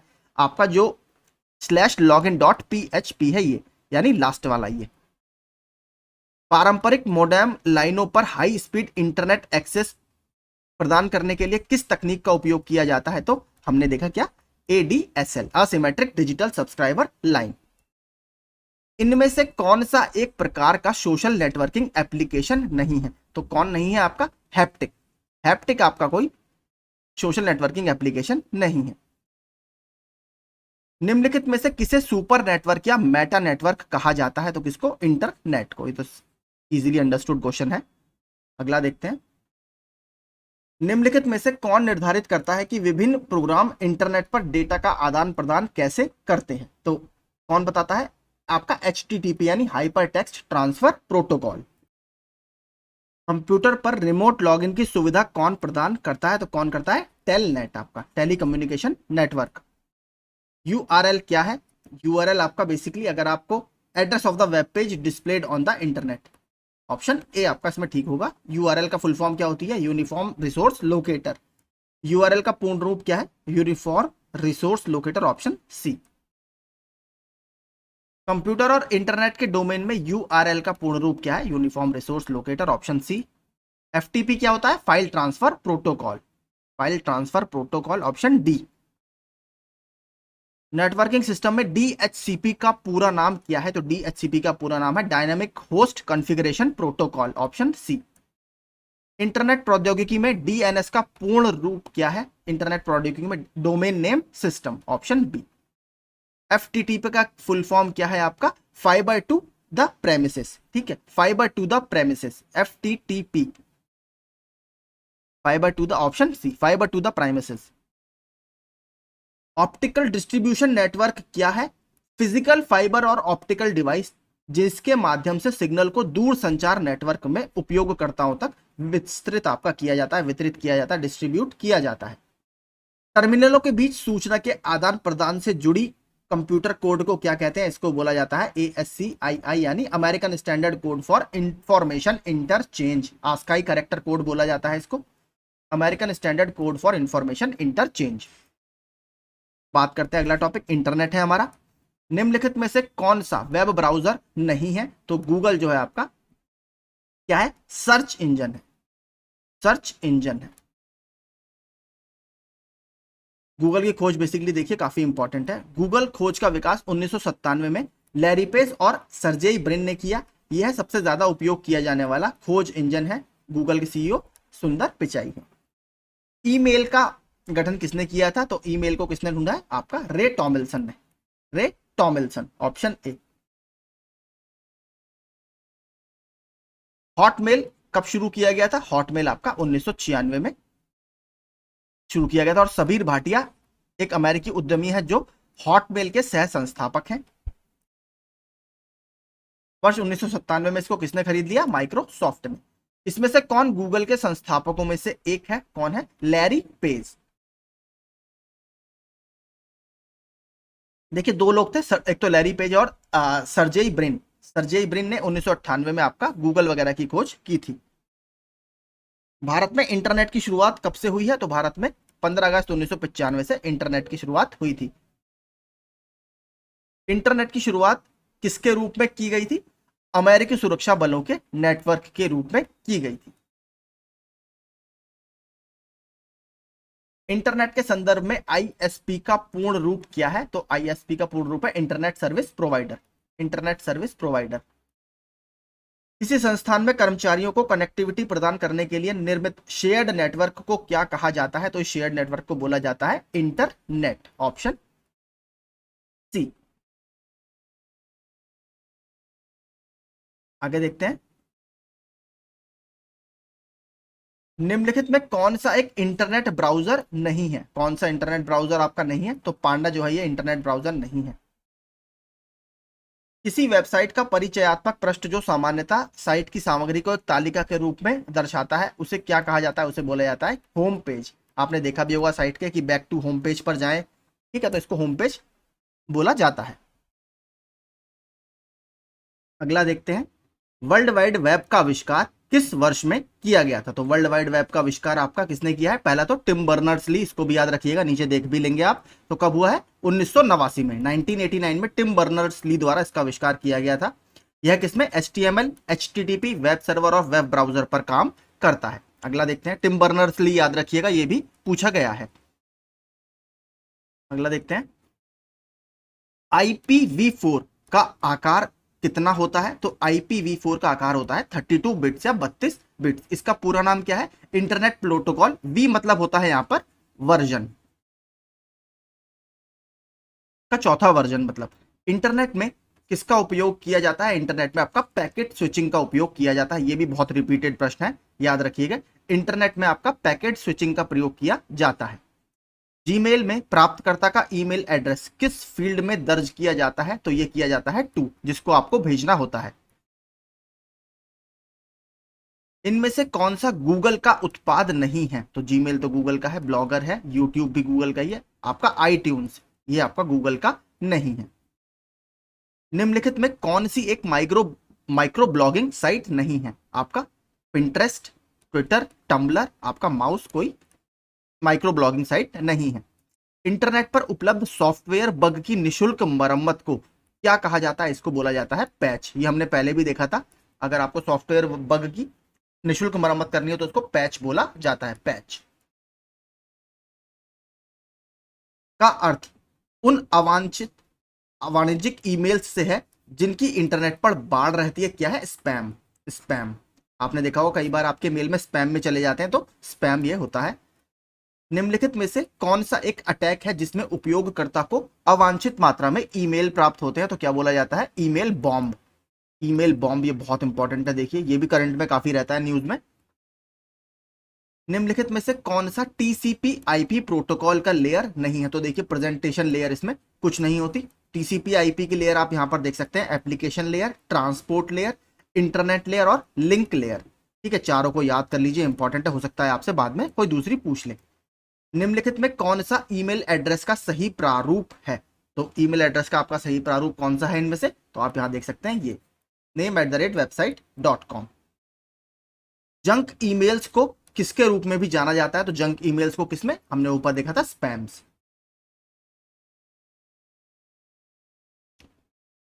निम्न में से कौन सा एंटीवायरस सॉफ्टवेयर नहीं है, तो देखिए ओरेकल हमने बात करी थी। ओरेकल क्या है, डेटाबेस मैनेजमेंट सिस्टम है, DBMS। भारत सरकार द्वारा ईमेल आउटबाउंड डायलिंग और SMS संदेशों के माध्यम से भारतीय नागरिकों से संपर्क करने हेतु प्रयोग की जाने वाली इलेक्ट्रॉनिक प्रणाली कौन सी है, तो ई संपर्क। वर्ल्ड वाइड वेब में पंजीकृत पहला डोमेन नाम क्या था, तो वर्ल्ड वाइड वेब कब आया था, आपका 1989 में, और पहला डोमेन नाम क्या था, symbolics.com, www.symbolics.com। इंटरनेट पर उपलब्ध होने वाले प्रथम भारतीय समाचार पत्र का नाम बताएं, तो सबसे पहले द हिंदू आपका इंटरनेट पर प्रकाशित हुआ था। निम्न में से कौन सी वेबसाइट शिक्षा से संबंधित नहीं है, इग्नू, तो ऑनलाइन SBI आपका ये बैंकिंग से संबंधित है, इससे बैंकिंग से। आगे चलते हैं। निम्न में से किसे वर्ल्ड वाइड वेब का जनक माना जाता है, किसको, आपका sir Timothy John Berners Lee. कब, 1989 में, हमने ऊपर देख लिया था। वेब एड्रेस में डोमेन इंडिकेटर प्रत्यय .com का अभिप्राय क्या है, इसका अभिप्राय है कमर्शियल। ठीक है, कमर्शियल बहुत इंपॉर्टेंट है, कमर्शियल, ऑप्शन डी। अन्य डोमेन क्या होता है, .gov सरकारी वेबसाइट, .edu शिक्षा, .in ये इंडिया के लिए यूज होता है, .org ऑर्गेनाइजेशन के लिए। www का आविष्कार किसने किया, टिम बर्नर्स ली ने। वर्ल्ड वाइड वेब के आविष्कार का श्रेय किसे दिया जाता है, वही टिम बर्नर्स ली। JP एकट हमने बात करी थी, एकट और माचुली ने क्या बनाया था, एनियाक दुनिया का पहला डिजिटल कंप्यूटर था। वेबसाइट द्वारा बनाई गई एक छोटी टेक्स्ट फाइल को उस सत्र के लिए अस्थायी रूप से उपयोगकर्ता के कंप्यूटर में संग्रहित होती है, क्या कहलाती है, इसको बोलते हैं कुकीज। आपने देखा होगा अलाउ कुकीज करके, आपके मोबाइल फोन में वगैरह में भी जब आप इंटरनेट सर्च करते हैं तो अलाउ कुकीज आता है। जब आप किसी साइट पर विजिट करते हैं, अलाउ कुकीज इस तरीके का एक पॉपअप आता है, तो इसको कुकी बोला जाता है। ईमेल पते india@solu.edu में इंडिया है, इंडिया क्या है, आपका यूजर नेम है। निम्नलिखित में कौन सा एक सर्च इंजन नहीं है, तो इंस्टाग्राम है आपकी एक एप्लीकेशन वगैरह है, ये सर्च इंजन नहीं है। निम्न में से कौन सा एक वेब ब्राउजर नहीं है, तो विकिपीडिया पर आपको इंफॉर्मेशन मिलती है, ये कोई वेब ब्राउजर नहीं है। पर इंटरनेट पर लोगों के बीच वास्तविक टेलीफोन कॉल है, तो क्या है, internet telephony. Internet telephony. Internet की किस दिग्गज कंपनी ने तेलंगाना में ग्रामीण सेल्फ हेल्प ग्रुप को सशक्त बनाने के लिए अपने उत्पादों का ऑनलाइन प्रचार करने के लिए प्रशिक्षण कार्यक्रम की शुरुआत की है? तो किसने? फेसबुक ने। 1990 में HTML का आविष्कार किसने किया था? तो हाइपर टेक्स्ट मार्कअप लैंग्वेज, तो मैंने आपको बताया था किसने किया था, टिम बर्नर्स ली ने। विश्व का सबसे पुराना वेब ब्राउजर कौन सा है? तो वर्ल्ड वाइड वेब। ट्विटर किसने स्थापित किया था? तो ट्विटर स्थापित किया गया है इवान विलियम्स के द्वारा। Ivan Williams. अब इसने किसने टेक ओवर कर लिया है? एलॉन मस्क ने इसको टेक ओवर कर लिया है। अनचाहे ईमेल को सामान्यतः क्या कहा जाता है? स्पैम। निम्न में से कौन सा एक इस समूह से संबंधित नहीं है? Malware, ransomware, fishing, spam. तो स्पैम देखिए आपका, बाकी सारे आपके ऊपर अटैक होते हैं। मालवेयर साइबर अटैक है, रैनसमवेयर साइबर अटैक है, फिशिंग आपका साइबर अटैक है, लेकिन स्पैम क्या होते हैं? Unwanted emails. भारतीय मूल के शिव अय्यादुरई किसके आविष्कार से जुड़े हुए हैं? शिव अय्यादुरई आपके ईमेल के आविष्कार से जुड़े हुए हैं। निम्न में से किसे वर्ल्ड वाइल्ड लाइफ फंड के लोगों में दर्शाया गया है? किसको दर्शाया गया है? विशालकाय पांडा या जायंट पांडा। कंप्यूटर का प्रश्न नहीं है, गलती से मिसप्रिंट यहां पर ही हो गया होगा। फेसबुक की शुरुआत किस वर्ष की गई है? तो फेसबुक आपका 2004 में बनाया गया है। किसके द्वारा? मार्क जुकरबर्ग के द्वारा। आगे चलते हैं। सॉरी, 1989 में वर्ल्ड वाइड वेब का आविष्कार किसने किया? टिम बर्नर्स ली ने। जब भी कभी हम इंटरनेट पर खोलते हैं तो हमें www नजर आता है। www का पूर्ण रूप क्या है? World wide web, option A. और .com का क्या बताया था मैंने? कमर्शियल। वर्ल्ड वाइड वेब का आविष्कार किसने किया? Tim Berners Lee. Web page का उपयोग करके बनाए जाते हैं किसका? मैंने आपको बताया था किस पे? HTML यानी hyper text markup language. HTTP की फुल फॉर्म क्या थी? Hyper text transfer protocol. FTP file transfer protocol. URL uniform resource locator. 50वां देखते हैं। निम्नलिखित में से किसकी आवश्यकता HTML डॉक्यूमेंट बनाने के लिए होती है? किसकी? टेक्स्ट एडिटर की। अगला, हैकर से क्या तात्पर्य है? ठीक है, हैकर ऐसा व्यक्ति जो आपके सिस्टम में अनाधिकृत यानी आपकी परमिशन के बिना आपकी जो सूचना है उसको एक्वायर कर लेता है, उन्हें हैकर बोला जाता है। वह व्यक्ति जो डेटा तक अनाधिकृत पहुंच प्राप्त करने के लिए कंप्यूटरों का उपयोग करता है। कंप्यूटर वायरस क्या है? कंप्यूटर वायरस एक सॉफ्टवेयर प्रोग्राम होता है। निम्न में से कौन सा कंप्यूटर वायरस नहीं है? तो एड्स आपका कोई वायरस नहीं है, ये तो एक बीमारी का वायरस है, एक्वायर्ड इम्यूनो डेफिशिएंसी सिंड्रोम। और एड्स की टेस्ट किससे होती है? एलिसा टेस्ट होता है। एंजाइम लिंक्ड इम्यून सॉर्बेंट एस्से, इसकी फुल फॉर्म होती है एंजाइम लिंक्ड इम्यून सॉर्बेंट एस्से। निम्न में से कौन सा एक एंटीवायरस है? तो एंटीवायरस कौन सा है इसमें से? जो डॉक्टर वेब है, ये आपका एक एंटीवायरस सॉफ्टवेयर है। एक वेब ब्राउजर में निम्नलिखित में से किसका उपयोग अक्सर प्रयोग की जाने वाली वेबसाइट्स को सुरक्षित रखने के लिए किया जाता है? तो किसका किया जाता है? आपका पसंदीदा का, ठीक है, या फेवरेट का उपयोग अक्सर प्रयोग की जाने वाली वेबसाइट को सुरक्षित रखने के लिए किया जाता है। आपने देखा होगा, आप फेवरेट्स वगैरह अगर चेक करेंगे तो वहां पर आपकी पूरी लिस्ट आपको दिख जाएगी। प्रोजेक्ट लून की खोज एक सर्च इंजन परियोजना है जिसके माध्यम से उच्च ऊंचाई वाले हीलियम से भरे गुब्बारे का उपयोग कर ग्रामीण और दूर दराज के क्षेत्रों में इंटरनेट की पहुंच प्रदान की जा सके। तो किसका प्रोजेक्ट है? गूगल का है प्रोजेक्ट लून। ट्रोजन क्या है? एक प्रकार का, तो ट्रोजन एक प्रकार का मालवेयर है, मैलिशियस सॉफ्टवेयर। ठीक है, मालवेयर जो होता है आपका, मालवेयर दो शब्दों से मिलकर बना होता है। MAL मतलब मलिशियस यानी खराब, और वेयर होता है सॉफ्टवेयर का। ठीक है, तो मलिशियस सॉफ्टवेयर।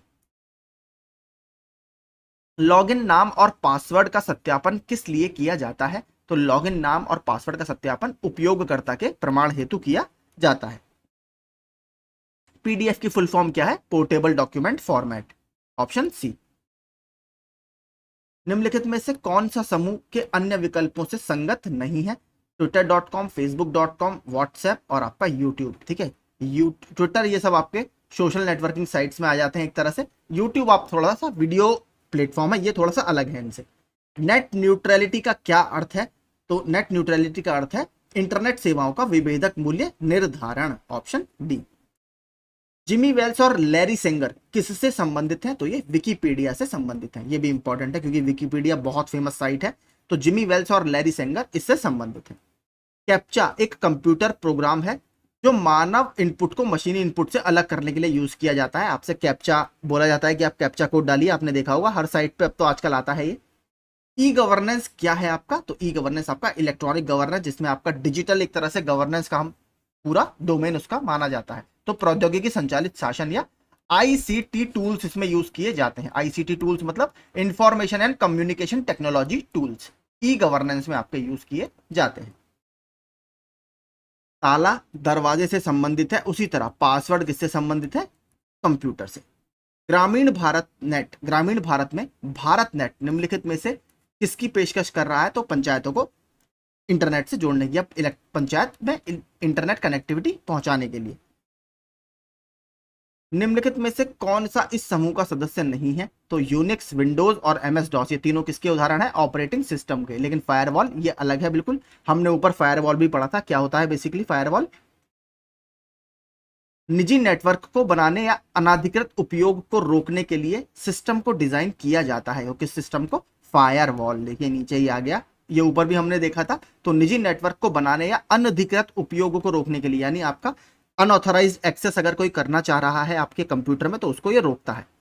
फायरवॉल के संबंध में विषम कथन का पता लगाएं।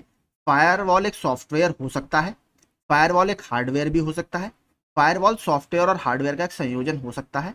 फायरवॉल आग से कंप्यूटर की रक्षा नहीं करता, यह अनाधिकृत एक्सेस से कंप्यूटर की रक्षा करता है। इनमें से कौन से नेटवर्क प्रोटोकॉल का उपयोग ईमेल भेजने के लिए किया जाता है? तो ईमेल भेजने के लिए किसका उपयोग करते हैं हम? एसएमटीपी। एसएमटीपी। हमें वेब पेजों में ब्राउजिंग की अनुमति देने वाले सॉफ्टवेयर का नाम क्या है? ब्राउजर। कई सारे वेब ब्राउजर आपने देखे होंगे। निम्न में से कौन सा एक ब्राउजर नहीं है? नेटस्केप है, मोजिला है, सफारी है, आउटलुक, एमएस आउटलुक आपका ये वेब ब्राउजर नहीं है। इंटरनेट से आपके कंप्यूटर में किए जाने वाले फाइलों के स्थानांतरण को क्या कहते हैं? तो इसको बोला जाता है डाउनलोडिंग। इंटरनेट पर पासवर्ड शब्द के उपयोग के लिए एक प्रक्रिया सामग्री का प्रयोग किया जाता है ताकि पासवर्ड शब्द को आसानी से अवरोध ना किया जा सके। इसे क्या कहते हैं? इसे बोलते हैं आपके कोडित्र। ठीक है, कोडित्र या क्रिप्टोग्राफी या एनक्रिप्शन। ठीक है, क्रिप्टोग्राफी, एनक्रिप्शन। आगे चलते हैं। निम्नलिखित वेब ब्राउजरों में से कौन सा प्रोप्रिएटरी सॉफ्टवेयर नहीं है? तो प्रोप्रिएटरी सॉफ्टवेयर कौन सा नहीं है? Mozilla Firefox. ये क्या है? देखिए नीचे पढ़ सकते हैं। मोजिला फायरफॉक्स प्रोप्रिएटरी सॉफ्टवेयर नहीं है, बल्कि किस तरीके का है? ओपन सोर्स वेब ब्राउजर है। कॉमा वेबकिट ब्राउजर इंजन पर आधारित एक ग्राफिकल वेब ब्राउजर है। किस पर आधारित है ये? सफारी पर। Safari, option C. National Center for super computing applications द्वारा विकसित पहला वेब ब्राउजर कौन सा था? तो ये था मोज़ैक। विभिन्न युक्तियों के बीच आंकड़ों का संसाधन तथा विनिमय के लिए अंकीय नियम की प्रणाली को क्या कहते हैं? इसको बोला जाता है संदेशाचार। फेसबुक के संस्थापक कौन है? तो फेसबुक के संस्थापक मार्क जुकरबर्ग। नीचे आप यहां पर और कंपनियों को देख सकते हैं। Mark Zuckerberg Facebook, Bill Gates Microsoft, Tim Berners Lee WWW, Dell Michael S Dell. निम्नलिखित में से कौन सी ई शॉपिंग वेबसाइट नहीं है? पेपर फ्राई, फ्लिपकार्ट, जबोंग है। लेकिन देखिए ट्विटर आपका एक सोशल नेटवर्किंग साइट है, ना कि ई शॉपिंग वेबसाइट। अब बात करते हैं एमएस ऑफिस से संबंधित प्रश्नों की। निम्नलिखित में से कौन सा माइक्रोसॉफ्ट ऑफिस 2019 के पैकेज का हिस्सा नहीं है? तो माइक्रोसॉफ्ट ऑफिस 2019 में क्या नहीं आता? की नोट आपका इसमें नहीं आता। वन नोट आता है, एमएस एक्सेल आता है, एमएस आउटलुक आता है। यदि आप एमएस वर्ड में कंट्रोल+1 कुंजियों का प्रयोग करते हैं तो आप क्या करने का प्रयास कर रहे हैं? कंट्रोल+A क्या होता है? ऑल, यानी सभी को सेलेक्ट करना। जिस पर आप काम कर रहे हैं सभी को सेलेक्ट करना। फाइल में मौजूद संपूर्ण टेक्स्ट को सेलेक्ट करना।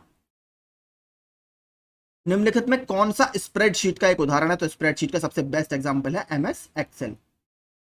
कंप्यूटर के एक मेन्यू में किसकी लिस्ट होती है? तो इसमें कमांड्स की लिस्ट आपकी होती है। निम्नलिखित में कौन सा शॉर्टकट किसी फाइल को कॉपी करके डेस्कटॉप पर पेस्ट करने के लिए प्रयोग किया जाता है? तो कॉपी कर कंट्रोल+C, कंट्रोल+V। आपका ऑप्शन ए बिल्कुल ठीक होगा। और डैश डैश साउंड इफेक्ट फाइलों के दो प्रकार हैं जिन्हें माइक्रोसॉफ्ट पावर पॉइंट में जोड़ा जा सकता है। तो एमएस पावर पॉइंट में कौन सी दो ऑडियो फाइल्स जोड़ी जा सकती हैं? WAV फाइलें और MID फाइलें। ये दो टाइप की ऑडियो फाइल्स आपकी उसमें जोड़ी जा सकती हैं।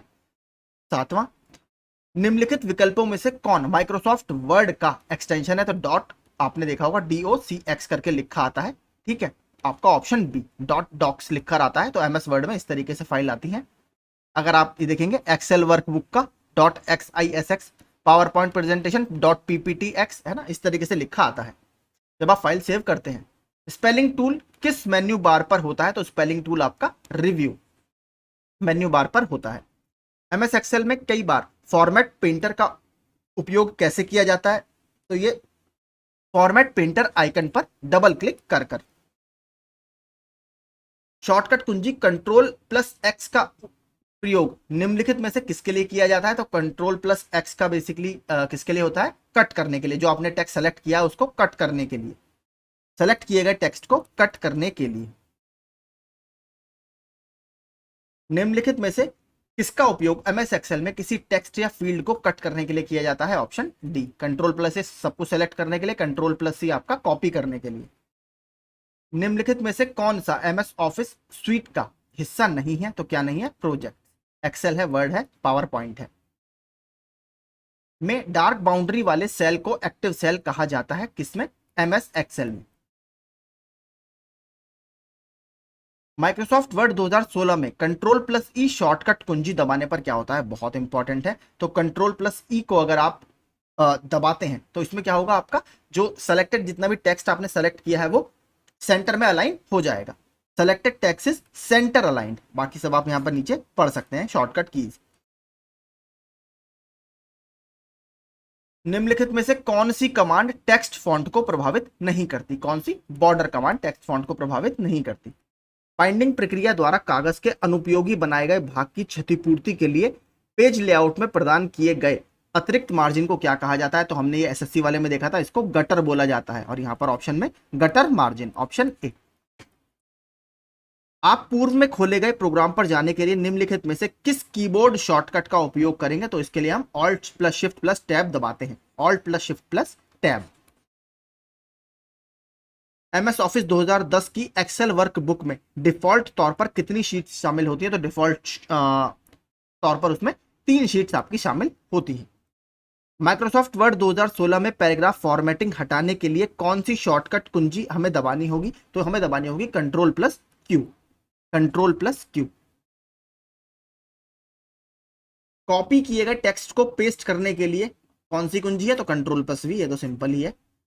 एक्सेल 2010 की एक शीट में कितने कॉलम होते हैं? तो इसमें 16,384 कॉलम होते हैं। किसी और परीक्षा में भी पूछा गया है, 16,384 कॉलम। निम्नलिखित में से कौन सा ऑफिस पैकेज नहीं है? तो आपका क्वांटम जो है ये कोई भी ऑफिस पैकेज नहीं है। लिब्रे तो आपने देखा होगा, जो SSC का एग्जाम होता है उसमें लिब्रे से बहुत प्रश्न बनते हैं। निम्नलिखित में कौन सा कंप्यूटरों में प्रयुक्त डेटाबेस सॉफ्टवेयर नहीं है? तो डेटाबेस सॉफ्टवेयर ओरेकल है, फॉक्स प्रो है, MS एक्सेस है। तो लेकिन MS वर्ड आपका डेटाबेस सॉफ्टवेयर नहीं है। निम्नलिखित में कौन सा कंप्यूटरों पर प्रयोग किया जाने वाला डेटाबेस सॉफ्टवेयर नहीं है?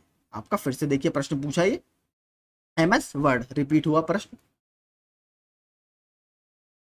कक्षा में प्रस्तुति या प्रेजेंटेशन के लिए कौन सा सॉफ्टवेयर अधिक उपयोगी है? तो कौन सा? MS power point, Microsoft power point. निम्नलिखित में कौन सा ऑपरेटिंग सिस्टम का उदाहरण नहीं है? यूनिक्स, लाइनेक्स, विंडोज है। MS ऑफिस आपका इसका उदाहरण नहीं है। क्या है? एप्लीकेशन सॉफ्टवेयर है जिसमें आप सारे काम करते हैं अपने, सभी के कंप्यूटर में होता है, आपने देखा ही होगा। निम्नलिखित में से कौन सा एक स्प्रेडशीट प्रोग्राम नहीं है? तो देखिए एक्सेल तो है, VC कैल्सी भी है और कैल्सी तो है ही। तो उबुंटू नहीं है आपका। उबुंटू क्या है? आपका ऑपरेटिंग सिस्टम का उदाहरण है। एक्सेल में चयनित सेल को दाईं और सक्रिय सेल से भरने के लिए किस शॉर्टकट की का प्रयोग किया जाता है? तो इसके लिए प्रयोग करते हैं Ctrl+R। एक्सेल में कौन सी फंक्शन की एडिट मोड पर जाने में मदद करती है? ठीक है, काफी इंपॉर्टेंट है, बताइए। फंक्शन की जो हमारी ऊपर रहती है कीबोर्ड में, आपने देखा होगा F1 F2 इस तरीके से रहती हैं पूरे कीबोर्ड में।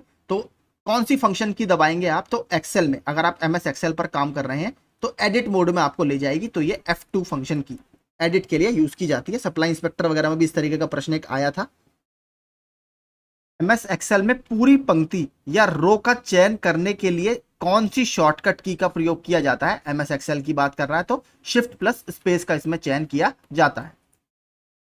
MS एक्सेल में आप इसमें से किस शॉर्टकट की का उपयोग पूरी पंक्ति का चयन करने के लिए कर सकते हैं? तो वही शिफ्ट प्लस स्पेस। देखिए रिपीट हुआ प्रश्न ये, चयनित पाठ्य की प्रतिलिपि या कॉपी करने के लिए कुंजी पटल पर किस कुंजी संयोजन का प्रयोग किया जाता है? तो किसका प्रयोग करता है? Control plus C. Control plus V किसके लिए होता है? पेस्ट के लिए।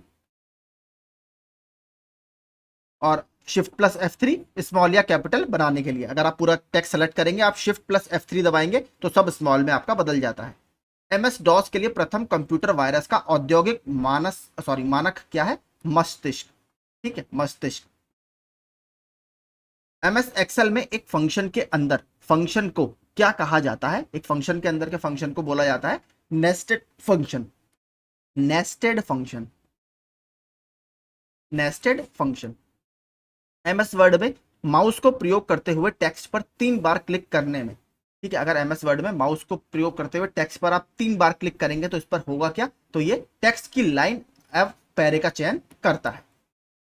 MS वर्ड के टेक्स्ट डॉक्यूमेंट को संपादित करते समय कॉपी और पेस्ट करने के लिए कौन सी संयोजन की? Control plus C, control plus V. Computer में वर्कबुक आमतौर पर इससे संबंधित होती है, तो वर्कबुक MS एक्सेल से संबंधित होती है। एक IBM समदर्शी कंप्यूटर में इनमें से कौन एक मॉडिफायर कुंजी नहीं है? तो कौन सी मॉडिफायर कुंजी नहीं है? टैब आपकी कोई मॉडिफायर कुंजी नहीं है। शॉर्टकट कुंजी ऑल्ट प्लस एंटर किसके लिए प्रयोग की जाती है? इंपॉर्टेंट प्रश्न है। तो ऑल्ट प्लस एंटर की बात करें तो जो भी आपने आइटम सेलेक्ट किया है उसकी अगर प्रॉपर्टीज आपको देखनी हो तो आप ऑल्ट प्लस एंटर दबा सकते हैं। MS वर्ड के टेक्स्ट डॉक्यूमेंट में काम करते हुए, MS वर्ड की बात कर रहे हैं, माउस को क्लिक करने पर यह डिफॉल्ट रूप से पूरे पैराग्राफ का चयन करता है। तो अगर आप माउस पे डबल क्लिक करेंगे तो पूरे पैराग्राफ का आपका चयन करेगा। MS ऑफिस एक क्या है? MS ऑफिस एक एप्लीकेशन सॉफ्टवेयर है। MS वर्ड में कौन सी कुंजी संयोजन का प्रयोग एक कार्य को पहले जैसा करने के लिए किया जाता है? तो कौन सी कुंजी का प्रयोग करते हैं हम? Control plus Z. अंडू, इसको अंडू बोला जाता है कि अंडू करने के लिए जो आपने पहले किया है उसको अंडू करने के लिए अगर रीडू करना है तो control plus Y. Control plus Y redo के लिए यूज किया जाता है। एक फाइल के प्रकार को कंप्यूटर द्वारा पहचाना जा सकता है, किसके द्वारा? आपके फाइल का एक्सटेंशन किसके द्वारा है? जैसे मान लीजिए डॉट PDF है तो ये PDF होगा, डॉट DOCX है तो ये MS वर्ड की फाइल है, डॉक्यूमेंट फाइल है आपकी। MS वर्ड का एक उदाहरण है, क्या है? MS वर्ड एक आपका एप्लीकेशन सॉफ्टवेयर है। MS वर्ड में चयनित टेक्स्ट को सेंटर अलाइन करने के लिए शॉर्टकट कुंजी क्या है? तो अगर आपको सेंटर अलाइन करना हो तो ये हमारा होता है कंट्रोल प्लस ई से। MS वर्ड में टेक्स्ट को मिटाया जा सकता है। MS वर्ड में टेक्स्ट को मिटाने के लिए आप टेक्स्ट को चुनते हुए सेलेक्टिंग डिलीट की को दबाकर, अगर आपके कंप्यूटर में डायरेक्टली अब तो डिलीट की आती है। निम्नलिखित विकल्पों में से उस यूजर इंटरफेस एलिमेंट की पहचान करें जो छोटे टिमटिमाते हुए प्रतीक या एक तीर के रूप में डेस्कटॉप पर मौजूद होता है। तो क्या बोला जाता है उसे? कर्सर। निम्नलिखित में से कौन सा कंप्यूटर के हार्डवेयर का एक भाग नहीं है? तो हार्डवेयर का भाग आपका क्या नहीं है? माइक्रोसॉफ्ट ऑफिस, क्योंकि ये क्या है? ये सॉफ्टवेयर है, एप्लीकेशन सॉफ्टवेयर है। कंप्यूटर सिस्टम में किसी फाइल का पता कैसे लगाता है? तो उसके नाम से, जो भी एक्सटेंशन उसका होता है, फाइल का एक्सटेंशन नेम, ठीक है, उससे। इनमें से कौन सी या कौन सा प्रस्तुति ग्राफिकीय सॉफ्टवेयर है? तो आपका जो MS पावर पॉइंट है ये आपका ग्राफिकीय सॉफ्टवेयर है। वर्ड डॉक्यूमेंट को डिफॉल्ट द्वारा कौन सा एक्सटेंशन दिया जाता है? तो .doc, .bas, .doc व .html किसके उदाहरण है? तो ये डोमेन होते हैं, सॉरी डोमेन फाइल एक्सटेंशन होते हैं, फाइल एक्सटेंशन के उदाहरण है। .docx डॉक्स फाइल किससे बनाई जाती है? वर्ड प्रोसेसर से या MS वर्ड से। .bat के लिए फाइल एक्सटेंशन होता है, तो किस तरीके की फाइलों के लिए? तो ये बैच की जो फाइलें होती हैं आपकी, बैच फाइलें, उसके लिए फाइल एक्सटेंशन ये होता है। विद्युतीय स्प्रेडशीट में क्या सम्मिलित है? अगर विद्युतीय स्प्रेडशीट की बात करें तो इसमें क्या क्या सम्मिलित होता है? इसमें पंक्तियां होती हैं, स्तंभ होते हैं और सेल्स होते हैं, यानी सारे ही आपके इसमें कवर होते हैं। कंप्यूटर में डिस्क शेड्यूलिंग के लिए किस बात का विनिश्चय करना होता है? तो किसी डिस्क को आगे एक्सेस किया जाना चाहिए, डिस्क एक्सेस अनुरोध किस क्रम में पूरा किया जाना है, यही आपका इसमें सही होगा। तो किस क्रम में पूरा किया जाना है, इसके लिए आपका विनिश्चय करना होता है। MS एक्सेल में फॉर्मूले का प्रतीक किससे शुरू होता है? तो एमएस एक्सेल में आपका जो इक्वल होता है ये इस प्रतीक से शुरू होता है फॉर्मूला। इनमें से कौन सा हार्डवेयर घटक डेटाबेस प्रबंधन प्रणाली यानी डेटाबेस मैनेजमेंट सिस्टम के प्रचालन के लिए सबसे अधिक महत्वपूर्ण है? तो क्या इसमें सबसे अधिक महत्वपूर्ण है? High speed large capacity disk, option C. इनमें से डीबीएमएस का उदाहरण नहीं है, तो क्या नहीं है डेटाबेस मैनेजमेंट सिस्टम का उदाहरण? आपका अपाचे। ठीक है, अपाचे नहीं है। ये क्या है? HTTP सर्वर है। एक सामान्य बिट मैप आधारित फाइल टाइप एक्सटेंशन नहीं है, तो क्या नहीं है? ओडीटी। ओडीटी क्या है? आपका ओटेज डेली टाइम। ये एक बिट मैप आधारित फाइल एक्सटेंशन नहीं है। कंप्यूटर फाइल नाम एक्सटेंशन .inf को संदर्भित करती है, तो .inf किसको संदर्भित करती है? ये आपके इंस्टॉलेशन फाइल को संबंधित करती है, इंस्टॉलेशन फाइल या स्थापना फाइल, ऑप्शन ए। अगला देखते हैं, निम्न में से क्या किसी वीडियो फाइल का एक्सटेंशन नहीं है? .avi, .mov, .jpeg। देखिए ये जो पिक्चर वाली फाइल होती है उसका ये एक्सटेंशन होता है JPEG, और MP4 आपका ये भी वीडियो का ही एक्सटेंशन होता है। PSD किस प्रकार की कंप्यूटर फाइल का एक्सटेंशन है? तो PSD आपका Photoshop document, Photoshop, adobe Photoshop, option A. Microsoft word में पेस्ट स्पेशल डायलॉग बॉक्स खोलने के लिए शॉर्टकट कुंजी बताइए। तो Alt+E+S, Alt+E+S। अब बात करते हैं MS विंडो की। यदि बिल गेट्स की बात मानी जाती तो विंडोज ऑपरेटिंग सिस्टम को किस नाम से जारी करने की योजना थी? तो बिल गेट्स चाहते थे विंडोज का नाम इंटरफेस मैनेजर रखा जाए, तो इस नाम से उसे जारी करने की योजना थी। एक स्टैंडर्ड पर्सनल कंप्यूटर में स्टार्ट मेन्यू क्या है? तो एक पर्सनल कंप्यूटर में आपका स्टार्ट मेन्यू एक ऑप्शन और एक कमांड का सेट है। एक विंडोज कीबोर्ड पर कौन सा बटन या की चल रहे प्रोग्राम में सहायता पृष्ठ या हेल्प पृष्ठ को खोलता है? तो आपका F1। F1 आपका हेल्प पेज को खोलता है। F2 की बात करें, चयनित वस्तु का नाम बदलना। F3 फाइल या फोल्डर को खोजना अर्थात सर्च करना। F4 सक्रिय लिस्ट की सूची प्रदर्शित करना। F5 सक्रिय विंडो को रिफ्रेश करना। F7 स्पेलिंग एंड ग्रामर की जांच करना। F10 सक्रिय प्रोग्राम में मेन्यू बार को प्रदर्शित करना। एक विंडोज आधारित कंप्यूटर में दो फाइल एक ही फोल्डर में नहीं हो सकती यदि उनके नाम में कोई अंतर ना हो और फाइल में भी समान हो। ठीक है, इसलिए आपने देखा होगा ब्रैकेट में 1 लिखकर आपका कंप्यूटर सेव करता है। अगर आप दो फाइलें बिल्कुल रखते हैं तो वो 1 लिख देता है ब्रैकेट में। एक कंप्यूटर के संबंध में GUI का मतलब क्या है? तो GUI का मतलब होता है graphical user interface, graphical user interface. अगला देखते हैं, फंक्शन कुंजी। एक विंडोज के कीबोर्ड में कई फंक्शन कार्य कर सकते हैं, इसमें से कौन सा डिफॉल्ट नहीं है? तो F8 जो आपकी होती है ये डिफॉल्ट कुंजी नहीं है, क्योंकि इसका उपयोग अन्य कुंजी के संयोजन से किया जाता है, तो सीधे इसको दबाने से कुछ नहीं होगा। माइक्रोसॉफ्ट विंडोज क्या है? एक, तो ये आपका ऑपरेटिंग सिस्टम है। पहले इसको किस नाम से जारी करने की योजना थी? इंटरफेस, हमने ऊपर देख लिया। कंप्यूटरों में डिलीट की गई फाइलें कहां चली जाती हैं? रिसाइकल बिन में, ये तो सबको पता ही होगा आपने। Alt+Tab एक शॉर्टकट है, किसका शॉर्टकट है? तो ये खुले हुए प्रोग्रामों के बीच में स्विच करने का। ठीक है, अगर आपके दो प्रोग्राम साथ साथ चल रहे हैं तो अगर आप एक से दूसरे प्रोग्राम में स्विच करना चाहते हैं तो आप क्या दबाएंगे? Alt+Tab। आगे चलते हैं, ऐसे ग्राफिकल चित्र हैं जो प्रयोगकर्ता की कंप्यूटर प्रणाली जैसे फाइल, फोल्डर आदि के संचालन में सहायता प्रदान करते हैं। तो कौन से हैं ऐसे ग्राफिकल चित्र? तो क्या होते हैं? आइकॉन्स। ठीक है, आइकॉन्स। अगला देखते हैं, अब हमारा ये देखिए टॉपिक बहुत इंपॉर्टेंट है, शब्द संक्षेप या एब्रिविएशन। और इस बुक में ही सबसे ज्यादा मुझे शब्द संक्षेप दिखे, आप देखेंगे एक ही प्रश्न हमेशा इस तरीके से शॉर्ट फॉर्म से आपका जरूर बनता है। आगे देखते हैं, डेटा प्रोसेसिंग में क्या शामिल नहीं होता? तो डेटा प्रोसेसिंग में आपका डेटा इंस्टॉलेशन या डेटाबेस इंस्टॉलेशन शामिल नहीं होता। कंप्यूटर और इंटरनेट के क्षेत्र में W3C का पूर्ण रूप क्या है? तो W3C का पूर्ण रूप है world wide web consortium, world wide web consortium, option A. निम्नलिखित में से कौन सा ISCII का सही पूर्ण रूप है? तो जैसे ASCII का फुल फॉर्म क्या होता है? American standard code for information interchange. इसी तरह आई यहां पर होगा इंडियन, तो Indian standard code for information interchange, option A.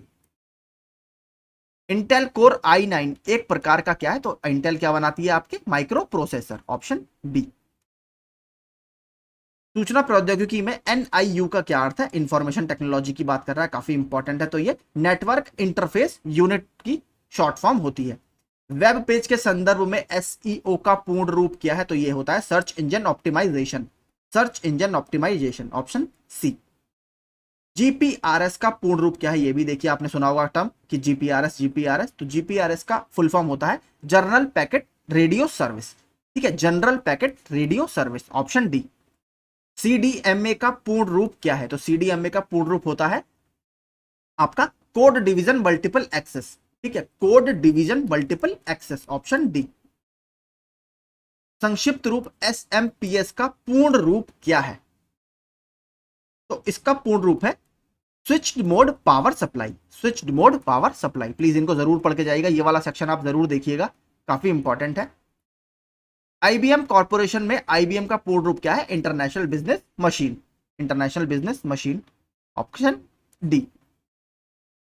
Computer शब्दावली के संदर्भ में डीडीएल का पूर्ण रूप क्या है, तो डीडीएल का पूर्ण रूप होता है डेटा डेफिनेशन लैंग्वेज, ठीक है, data definition language, option C. Computer शब्दावली में सीएलआई का पूर्ण रूप क्या है, तो सीएलआई का पूर्ण रूप होता है कमांड लाइन इंटरफेस, ये काफी इंपॉर्टेंट है, command line interface. Computer field में ओएलई का विस्तार क्या है, तो ओएलई का विस्तार होता है object linking and embedding, object linking and embedding. FQDN का पूर्ण रूप क्या है, अगर एफक्यूडीएन की बात करें, इसका जो पूरा नाम है वो है फुल्ली क्वालिफाइड डोमेन नेम, ठीक है, fully qualified domain name, disk नहीं, ठीक है, डोमेन नेम, ऑप्शन बी। 15वां देखते हैं, टेलीफोन के क्षेत्र में आईएसपी का पूर्ण रूप क्या है, तो आईएसपी होता है internet service provider, option D. Bhim का पूर्ण रूप क्या है, Bharat interface for money, Bhim app आपने देखी होगी, Bharat interface for money. File format के संदर्भ में पीडीएफ क्या है, portable document format, option A.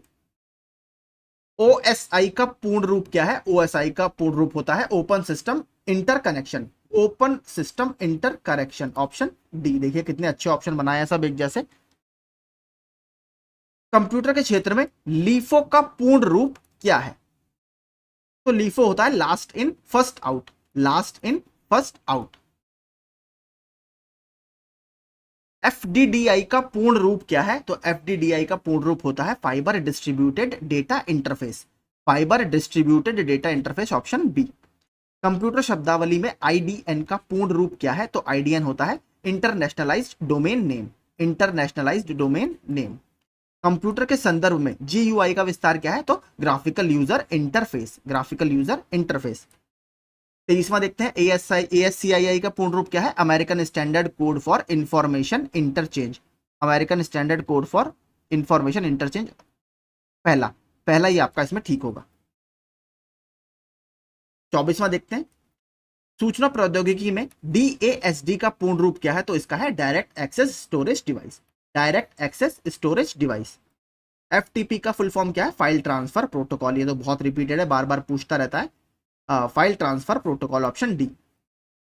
CSS file विस्तारण सामान्यतः किस प्रकार की फाइल के संदर्भ में यूज होता है, तो सीएसएस आपका कास्केडिंग स्टाइल शीट की जो होती है उसकी फुल फॉर्म होती है, और ये बेसिकली जो हाइपर टेक्स्ट संबंधित फाइलें होती हैं उसमें यूज किया जाता है, हाइपर टेक्स्ट संबंधित फाइलें।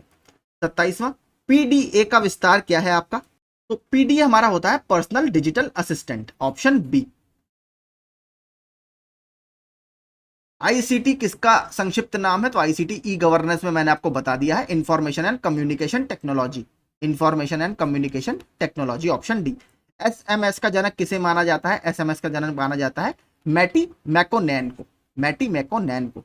और एसएमएस की फुल फॉर्म क्या होती है, शॉर्ट मैसेज सर्विस, ये तो सबको शायद पता ही होगी, शॉर्ट मैसेज सर्विस। एटीएम का विस्तार क्या है, तो automated teller machine, automated teller machine, option B. ATM का देखिए फिर से वही पूछा, तो automated teller machine, option D. Data processing में एसएपी का पूरा अर्थ क्या होता है, तो एसएपी का पूरा अर्थ होता है system application products, system application products, option A. GSM का पूरा रूप या पूरा नाम क्या है, तो जीएसएम का पूरा नाम होता है global system for mobile communication, ठीक है, global system for mobile communication. अब बात करते हैं VLSI का पूरा अर्थ क्या होता है, very large scale integration. VLSI very large scale integration. अब तो हमारे यहाँ जो फोर्थ कंप्यूटर जनरेशन थी उसमें इसका स्टार्ट करना शुरू हुआ था, अब तो हमारे यहाँ अल्ट्रा लार्ज स्केल इंटीग्रेशन चल रहा है 5वीं पीढ़ी में। तो ये आपका ठीक था। तो विविध में देखिए अलग है, विविध में वैसे क्वेश्चन है जो करंट में उस समय रहे होंगे, उनको पढ़ने का भी कोई मतलब नहीं है, तो यहां पर तक हम पढ़ लेते हैं, ये आपके लिए सारा यूजफुल है। ये शॉर्ट फॉर्म वाले सेक्शन को आप जरूर देखकर जाइएगा, ये हमारे लिए काफी इंपॉर्टेंट है, ठीक है। तो इसमें लगभग हमने 400 क्वेश्चन डिस्कस किए हैं इस पूरे वीडियो में। आई होप आपको पूरा ये दोनों पार्ट पसंद आए होंगे। पहले पार्ट का लिंक मैं इसी वीडियो के डिस्क्रिप्शन में डाल दूंगा, तो आप इसको देख सकते हैं। आई होप आपको पूरी सीरीज पसंद आ रही होंगी, तो प्लीज हमारा चैनल सब्सक्राइब कर लीजिए और रेगुलर करंट अफेयर्स क्विज के लिए आप हमारा टेलीग्राम ग्रुप भी ज्वाइन कर सकते हैं। Thank you so much.